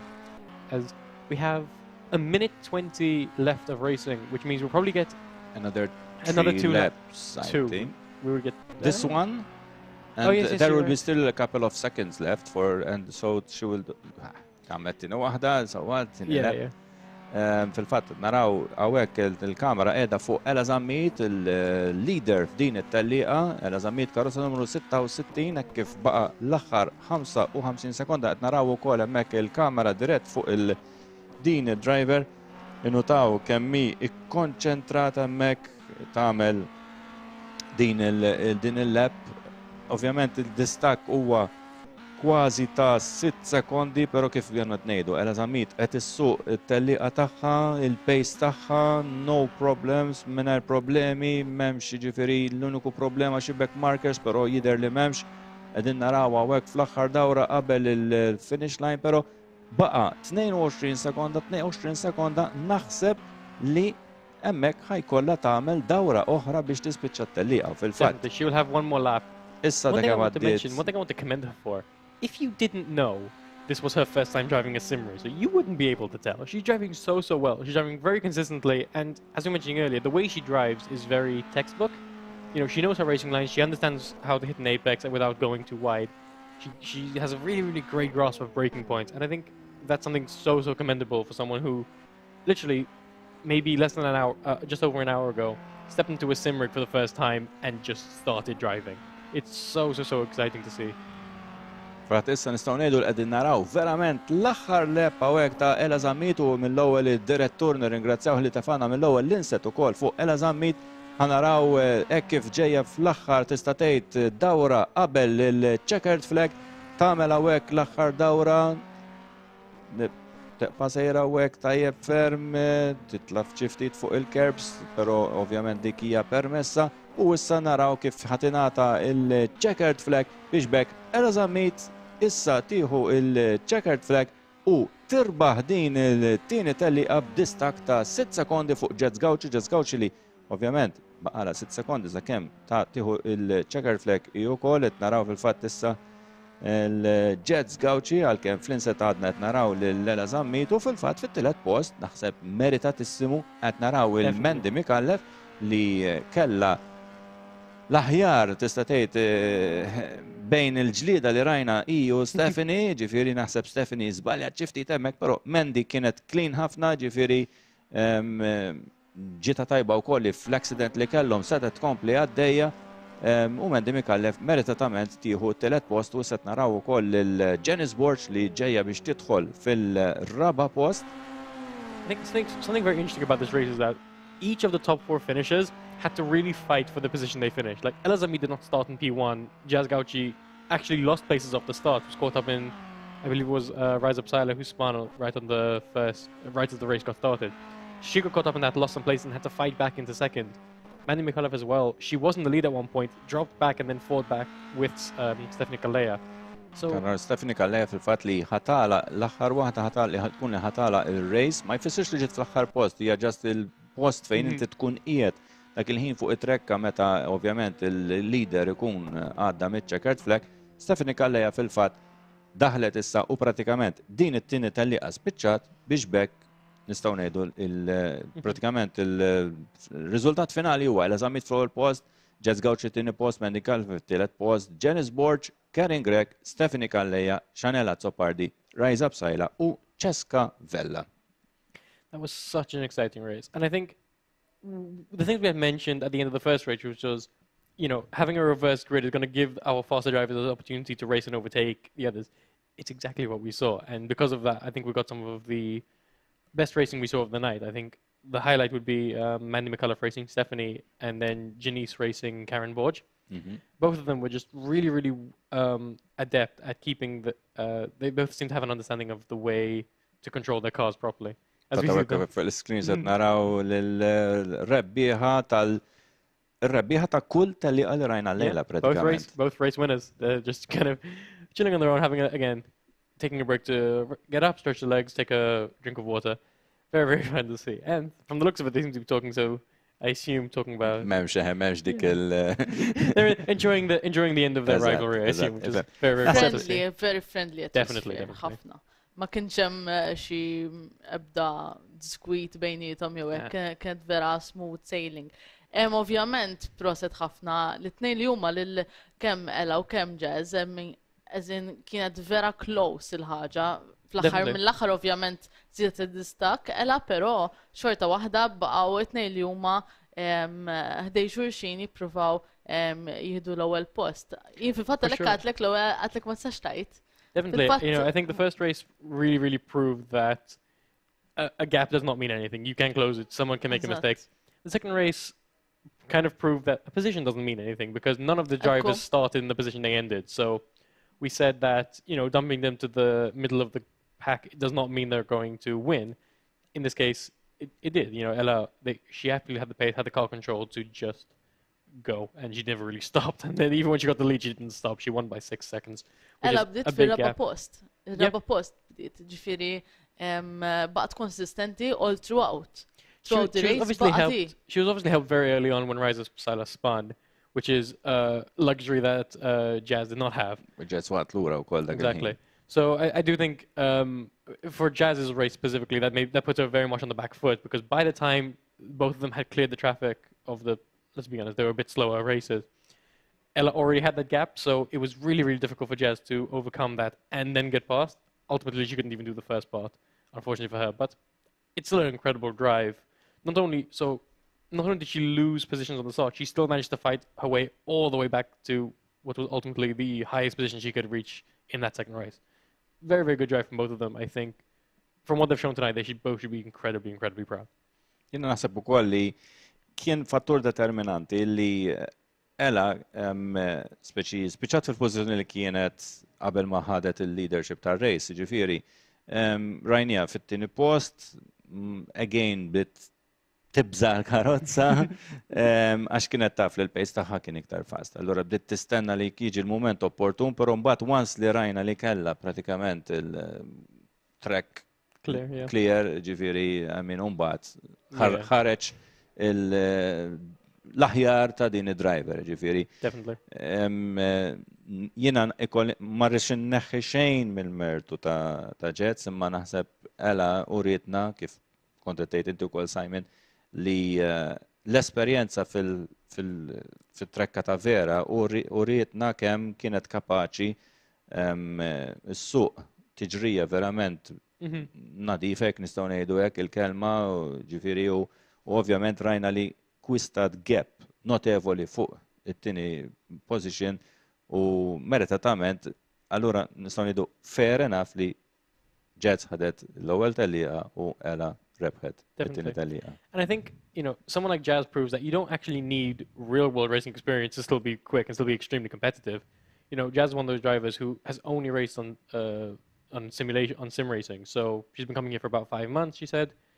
And I think in that time you can really see that she's gotten the grip of where she can gain speed out of a car. She has her own very distinct driving style, keeping her car towards the center of the road, which for someone judging, again, we're only really judging from, let's say, an hour and a half of racing, so it's hard to say, but I can't imagine Ella driving like Jazz would be as competitive as Jazz does. I think when it comes to Jazz, she's developed a really acute sense of how to pull performance out of a car in her own way, which where Ella is more traditional, Jazz is more, well, I'm going to do my own thing and it's still going to work for me. So I think that's very interesting to see how they play off each other. And as you very accurately said, I think it's very, very... it feels right that they each want to race each and essentially are leaving, if this was a points-based system, they'd be leaving on at exactly the same footing, because even though their experiences in completely different forms of racing, they're both racing, but virtual and there are differences. There are many, many differences. The fact that they both have different backgrounds and yet are still very equal is something to take away from that. Xi ħaġa li ħatkun interessanti issa Davinja, forsi n-irnexxina ndaħluha f'xi ħaġa biex tellieqa. Fil-fatt meta kellna l-ewwel hawnhekk lir-rappreżentant tal-GP Racing, fil-fatt qalilna li l-rigal ta' min daw id-drivers il-lejla huwa li ħajtuhom esperjenza bil-karts din darba. Ħankun kważi kurjuż nara x'ħajġri Bella u Jets fit-trek bil-karts, ġifieri hemmhekk issa. Based entirely on experience, I do think if they were to race that Ella would have the upper hand. But I do think Jazz can kind of do what Ella did. She can take her experiences from online racing and apply it to a real car. Obviously, in a real car, it's very different. Like it feels very different. You're gonna have the wind rushing. You're gonna be locked inside a helmet and everything. You're gonna have gloves and all that. So the feeling, the very physical feeling, is going to be very different. But the skills you need to race a real car are more or less transferable. Like the joys of a sim racer means Jazz will already know how to operate the pedals, or know how to turn the steering wheel enough to make the corner, but not too much that you lose the rear end. So.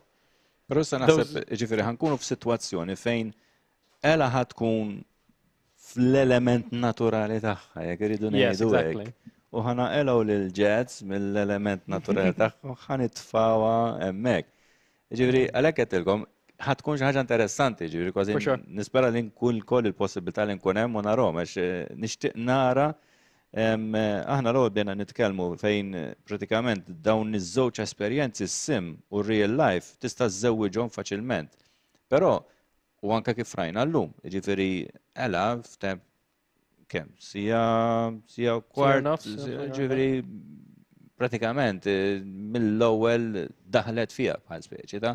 Jiġifieri kurjuż biex nara minn lat ta' meta għandek sim racer li ħajjidħol fid-dinja ta' veru kemm jekk ħajamlu sija practice eżempju kemm ħanaraw it-transition minn naħa l-oħra ġifieri kemm ħatiħu ħin. Ma nafx Davinja tixtieq xi ħaġa inti għax aħna dejjem is-soltu nibqgħu ngħidu ma naqtawx. We're both very we're massive nerds and we both really love racing, so Jiena qedaw bil-qiegħda nisma' lilkom titkellmu. Tibla l-paracetamol biex ma ngħidx li sem tad-ditt. You should have a full bottle of pills to make sure that we don't annoy her too much. Le, ma nieħu gost nisma'kom titkellmu għax naf kemm intom entużjasti fuq dan is-suġġett u naf kemm intom ukoll passionate meta titkellmu. U verament inħossni tajba li għedha ma'kom taf kif. Li għedha. Però kif għattint nixtieq inħoss il-fil ta' kif tħossok meta tkun ġo fija. Għax inti kif għattu hija verament differenti minn meta tkun qed issuq fuq sims bħal dawn mal-verità u xek. So, jien nistax minnaw ma nħoss xej. Narom u nista nara il-facial expressions tagħhom mill-cameras li joruna, però barra minn dak ma nkunx naf xed jiġri jessaċ. Ġifieri dik hija xi ħaġa li vera nixtieq. So what they're saying is next time we're going to have a race where just you alone with a camera put on your face the whole time and we'll commentate. Naħseb ikolkom ħafna xi tajdu. I mean, yeah, I mean, every time you spin, we'll just have another 5 minutes of making fun. I'm joking. I could not do any better. Like, I have some experience with real life racing. I used to drive go-karts back in the day. And by back in the day, I mean when I was literally 12 years old. But when it comes to racing on these sim rigs, I would probably be just as bad. So, like, I'm joking with you, but I'm in the same boat. ħana jilek x'namlu. Namlu waħda jinnu kontrik tajjeb. U jkun hemm Riccardo u Edwin. Ricardo and Edwin can just make fun of us the entire time. U Edwin dak li kumana jikkommenta fl-events passati. Intom it-tnejn tkunu qegħdin tikkommentaw dwari u dwar Simon nkun qegħdin neck and neck suppost. Nippruvaw ma xi darba Simon vera. Definitely. Friendly ovvjament għax jienu Simon inna No, to the death. mhux ħażin. Naħseb tajjeb ukoll infakru kemm il-darbetta. Lillum qegħdin hawnhekk konna qegħdin hawn għax pratikament il-telliqa spiċċat, konna qegħdin hawn biex naraw l-ewwel telliqa f'Malta, dan huwa mument storiku, ġifieri Yeah. ma nafx Ekku. hekk qed tapprezzaw kemm hu mument importanti u kemm jien kontent li jien qiegħed hawn li apparti li qiegħed fil-kumpanija tagħkom ovvjament li kont qiegħed hawn nassisti u nikkummenta l-ewwel telliqa virtwali jekk nistgħu ngħidula hekk għan-nisa pratikament f'Malta. Ġifieri dan hija l-ewwel aħna nittamaw l-ewwel minn ħafna u hawnhekk Ekku. forsi Davinja fejn inti tidħol u tgħidilna bħal speċi dawk l-affarijiet li s-soltu tgħidilna. Mela, grazzi ħafna tal-li segwejtuna fuq TVM Sports fuq Facebook page ta' l-Element ta' World Pro Racing u anka il-YouTube channel ta' World Pro Racing aħna mill Monte Cristo Estates naddu naqra għal pawza żgħira ibqgħu magħna ħanerġgħu niġu lura dal-waqt.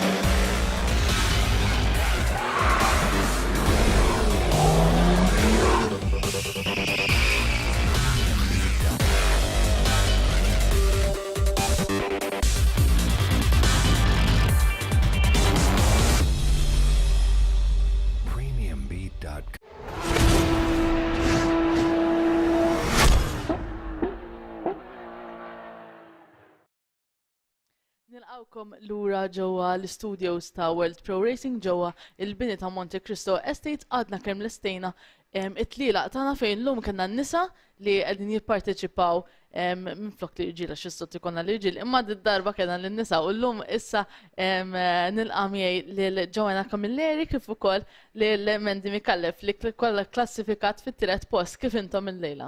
All right, mhux ħażin. Proset il-dawn l-atleti l-lum, n-nisa li għall-ewel darba kienu għedin itelqu u naħseb jena wirjiet verament pozittivi għalihom u dan jawgura tajjeb biex forsi nżidu iżjed nisa jamlu dan l-sport.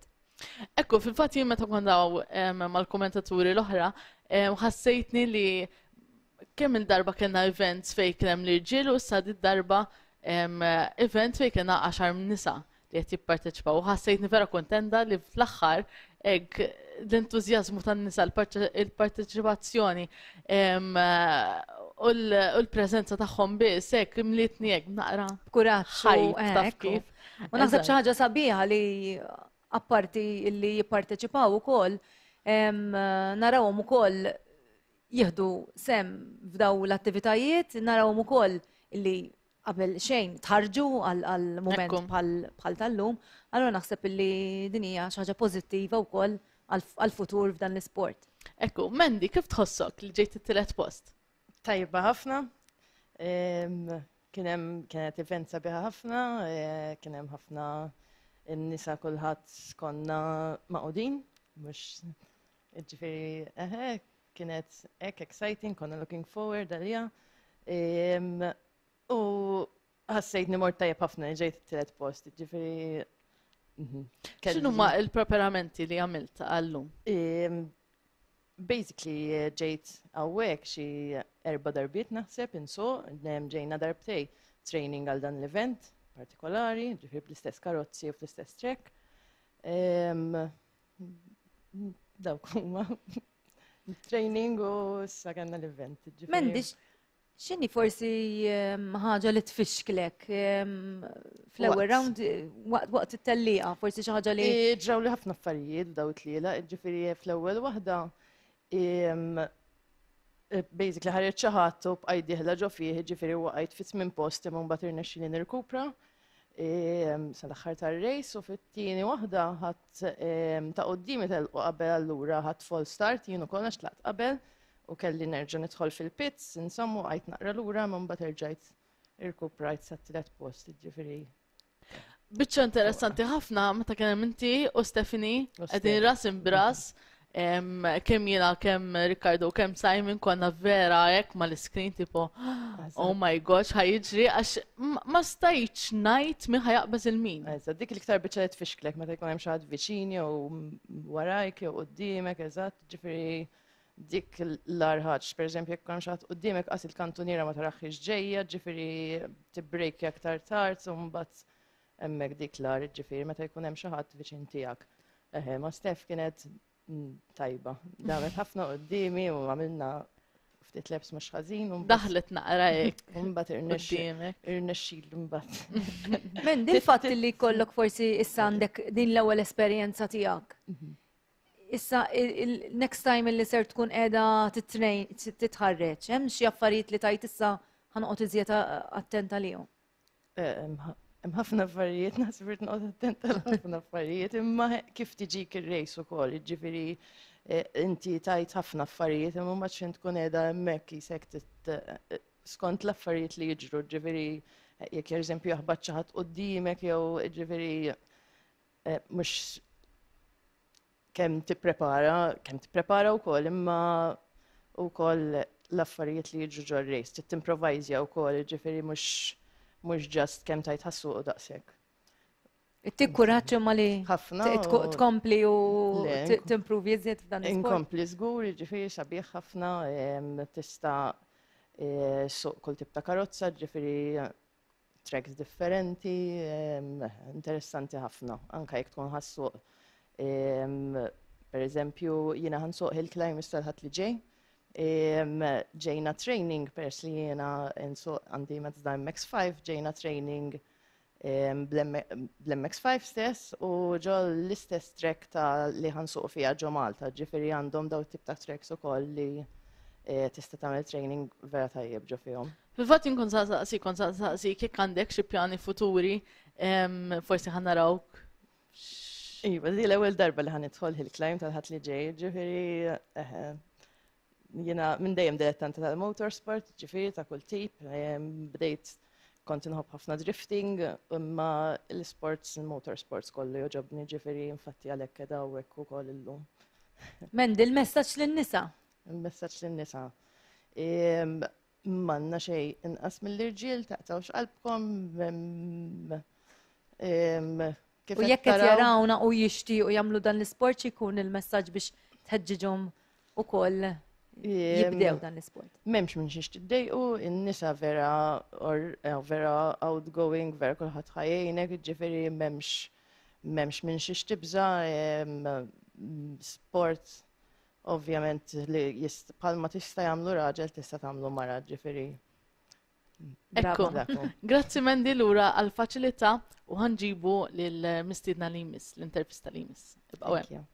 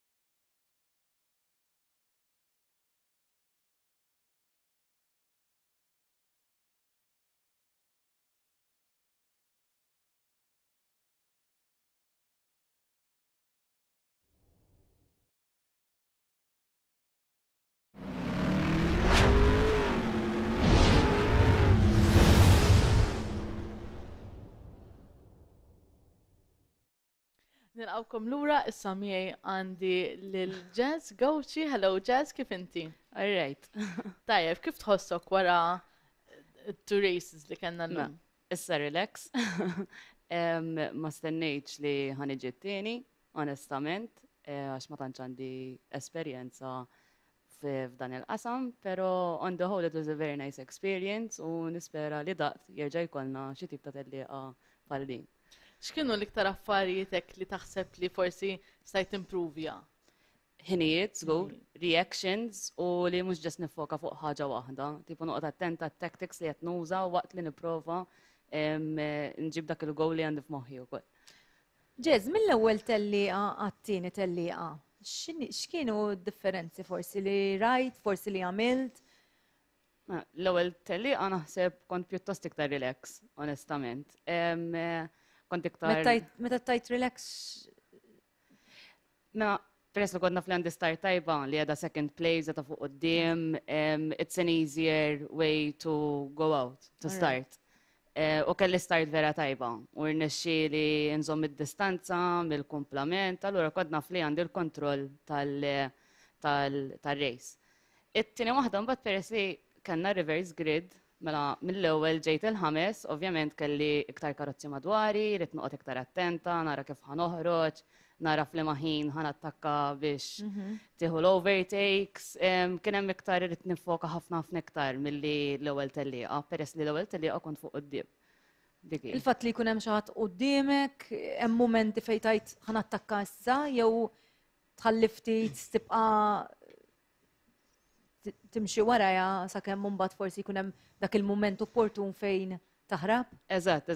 Inti dejjem tittara li mhux ħataqbad tmur wara dak li jkun u you overtake. Tissib il-moment kemm jista' jkun preċiż li taf li inti once li you're going to overtake ħajrnexxielek u inti x'ħataħbad fl-opponent tiegħek jew tispiċċa tmur off track u dat tip ta' affarijiet.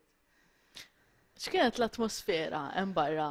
Aħna konna hawnhekk qegħdin insegwukom mit-television, kif x'ħassejtu inti u sħabek l-oħra, in-nisa l-oħra li kontu qed tikkompetu? Eċitament, enormi, quite a cheerful atmosphere, pero kulħadd sejjer jgħid good luck il-xulxin, nitqu taħqa qabel ma nibdew, but you go for the race or practice.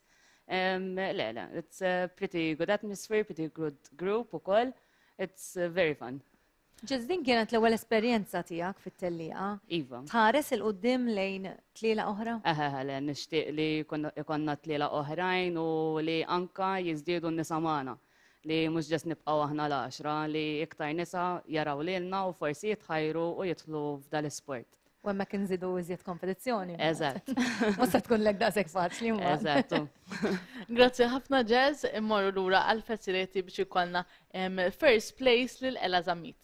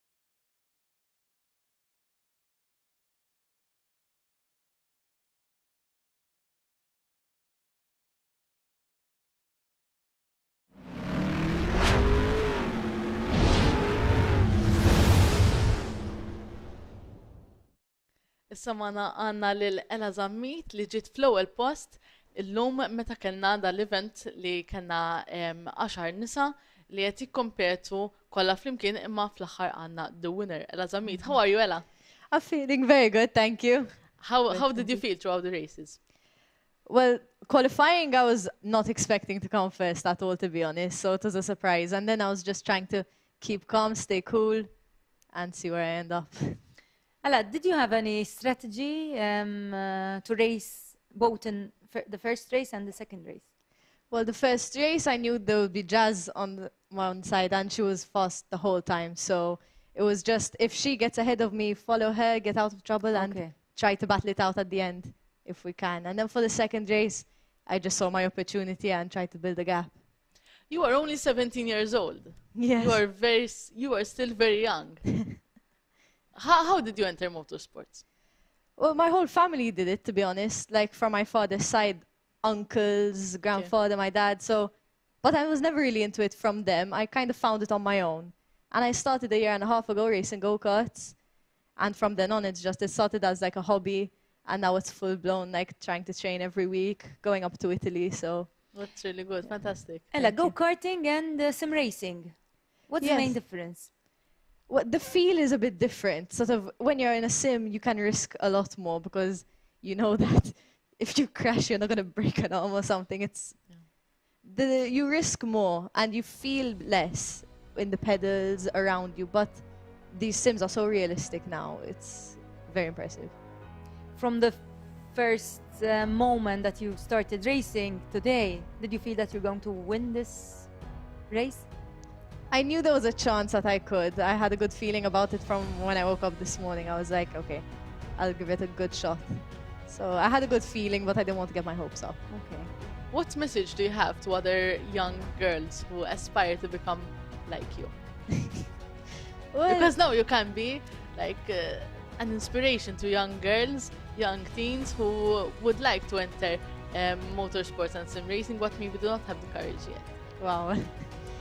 I do what I like, in the sense that if I enjoy it, I'll go for it. I used to do BMX, I was the only girl for a while doing that as well, so I'm used to just going with the flow. So do you see some comparison between you as a girl and males who race? To be completely honest, not really. I mean, they treat me the same. We're That's right. the same competition. I want to beat them just as much as they want to beat me. Yes, girl. Ella, do you think that girls can achieve a lot in motorsport as well? Definitely, we can achieve just as much, for sure.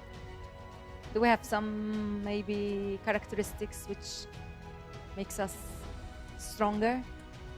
I found that girls are a lot more stubborn, to be honest. We like to, when we put our mind to something in a very I'm generalizing, but we seem to get our way when we put our heads to it a lot of the time. And also I've realized at the track, a lot of girls are way more chilled. Like, you wouldn't think it necessarily, but we stay calm in situations. So patience to last the whole race. Well done, Ella. Thank you for being here. Thank you for being with us. And I'm sure that you will be an inspiration to many young girls who saw a young girl like them racing for the first time. So well done to you, and I hope that we see you very soon in other races. Do you have anything lined up in the future? Thank you very much. And this year's a very busy year. I have A-levels and exams, so just making sure I get my training in, and as soon as my exams are over, I want to train as much as possible, maybe go back up to Italy for some more training, but we'll see, whatever comes. Well done. Best of luck, Thank you Ella. very much. Thank you. Back to the facility.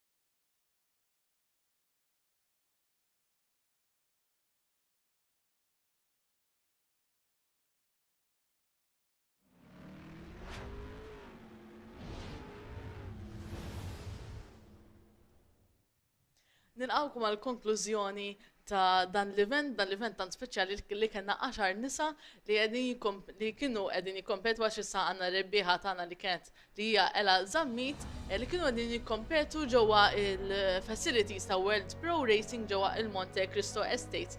Nixtieq nirringrazzja lill-sponsors tagħna li huma NMED u anke GP Racing Kart Malta li blajnuna tagħhom dan l-event seta' jkun suċċess kif ukoll lil TVM Sports li konna live fuq Facebook page tagħhom kif ukoll fuq Facebook page ta' World Pro Racing.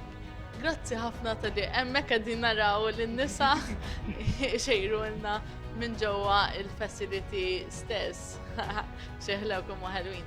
Grazzi lil Simon. Simon, thank you for being with us today again. Thank you for being an amazing host as always. Yeah, I think we had 2 incredible races. It was very, very entertaining, so I'm very happy that I could have been his commentator. Very, very fun. Riccardo? Jien ovvjament xbaqt ngħid kemm jien kuntent li qiegħed hawn l-ewwel tellieqa tan-nisa tas-sim racing għaw Malta bħala dilettant ovvjament tas-sim racing. U kuntent ħafna ġifieri bl-entużjażmu li rajt ovvjament dejjem nieħu pjaċir inkun qiegħed hawn magħkom fil-faċilitajiet tal-World Pro Racing ġol Monte Cristo Estates għal-Farruġ u ngħaddi forsi l-aħħar kelma lil ukoll kollega tiegħi bħala ġurnalista sportiva wkoll li żgur li kuntenta ferm li qiegħda hawnhekk preżenti Joanna. Ekku, Ricardo, fil-fatt din hija esperjenza sabiħa minn naħa tiegħi li qiegħda hawnhekk u nara l-nisa ittelqu sim racing bħal dan. Naħseb dan jawgura tajjeb għal iktar nisa biex mhux biss narawhom li jitħarġu, però narawhom jikkompetu f'avveniment bħal dan, avveniment li forsi llum rajna 10 u id-darba li ġejja naraw iżjed forsi mbagħad eventwalment ikonna anka il-qualifiers minħabba li iktar ma nżidu nisa f'dan l-isport iżjed ikun ta' suċċess għaliex mbagħad eventwalment ikonna rebbieħa bħal kif kellna llum mela li għada żgħira u hekk tibda l-isport kif dejjem ngħidu. Sport minn ta' żgħira ħalli iwassalhom għal-futur mhux biss f'Malta, però kif semmejt wkoll anke barra mill-pajjiż. Internazzjonali ekku. Nerġa' ngħid grazzi ovvjament, nawguraw ovvjament li jkun hemm aktar nisa li jitħajru għal dan l-isport u jagħmlu kuntatt ovvjament mal-faċilitajiet tal-World Pro Racing. Żgur li din ma kienx l-aħħar, kienet l-ewwel, imma żgur li ma kienx l-aħħar. Davinja, forsi l-aħħar kelma fidejk? Ekku, aħna nixtiequ ngħaddu l-messaġġ li avvolja it's a male dominated sports kif rajna fl-events li għaddew imma kif rajna illum nistgħu ngħidu li n-nisa xorta waħda huma kapaċi daqs li ġil fil-motorsports. Allura inħajru lin-nisa kollha u anke tfal tfajli ta' dom żgħar li forsi jixtiequ jippruvaw sport ġdid, sport li forsi ma jinvolvix il-running u l-jogging li ngħidu, ma jinvolvi sport u fiżika xorta waħda billi tkun hawnhekk ġo sim racing ta' Monte Cristo Estates, grazzi għal World Pro Racing. Grazzi ħafna tal-li kontu maħna, grazzi ħafna tal-li segwejtuna, komplu segwu l-events tal-World Pro Racing. Ħallunna kommenta jdunna naqra jekk oġobkom xaħat speċjali minn dawn l-10 tfajlit li kena ma nallum. Ovvjament we are all winners, pero proset kbira tmur lil-Ela Zammit. Grazzi ħafna tal-li segwejtuna, ciao ciao.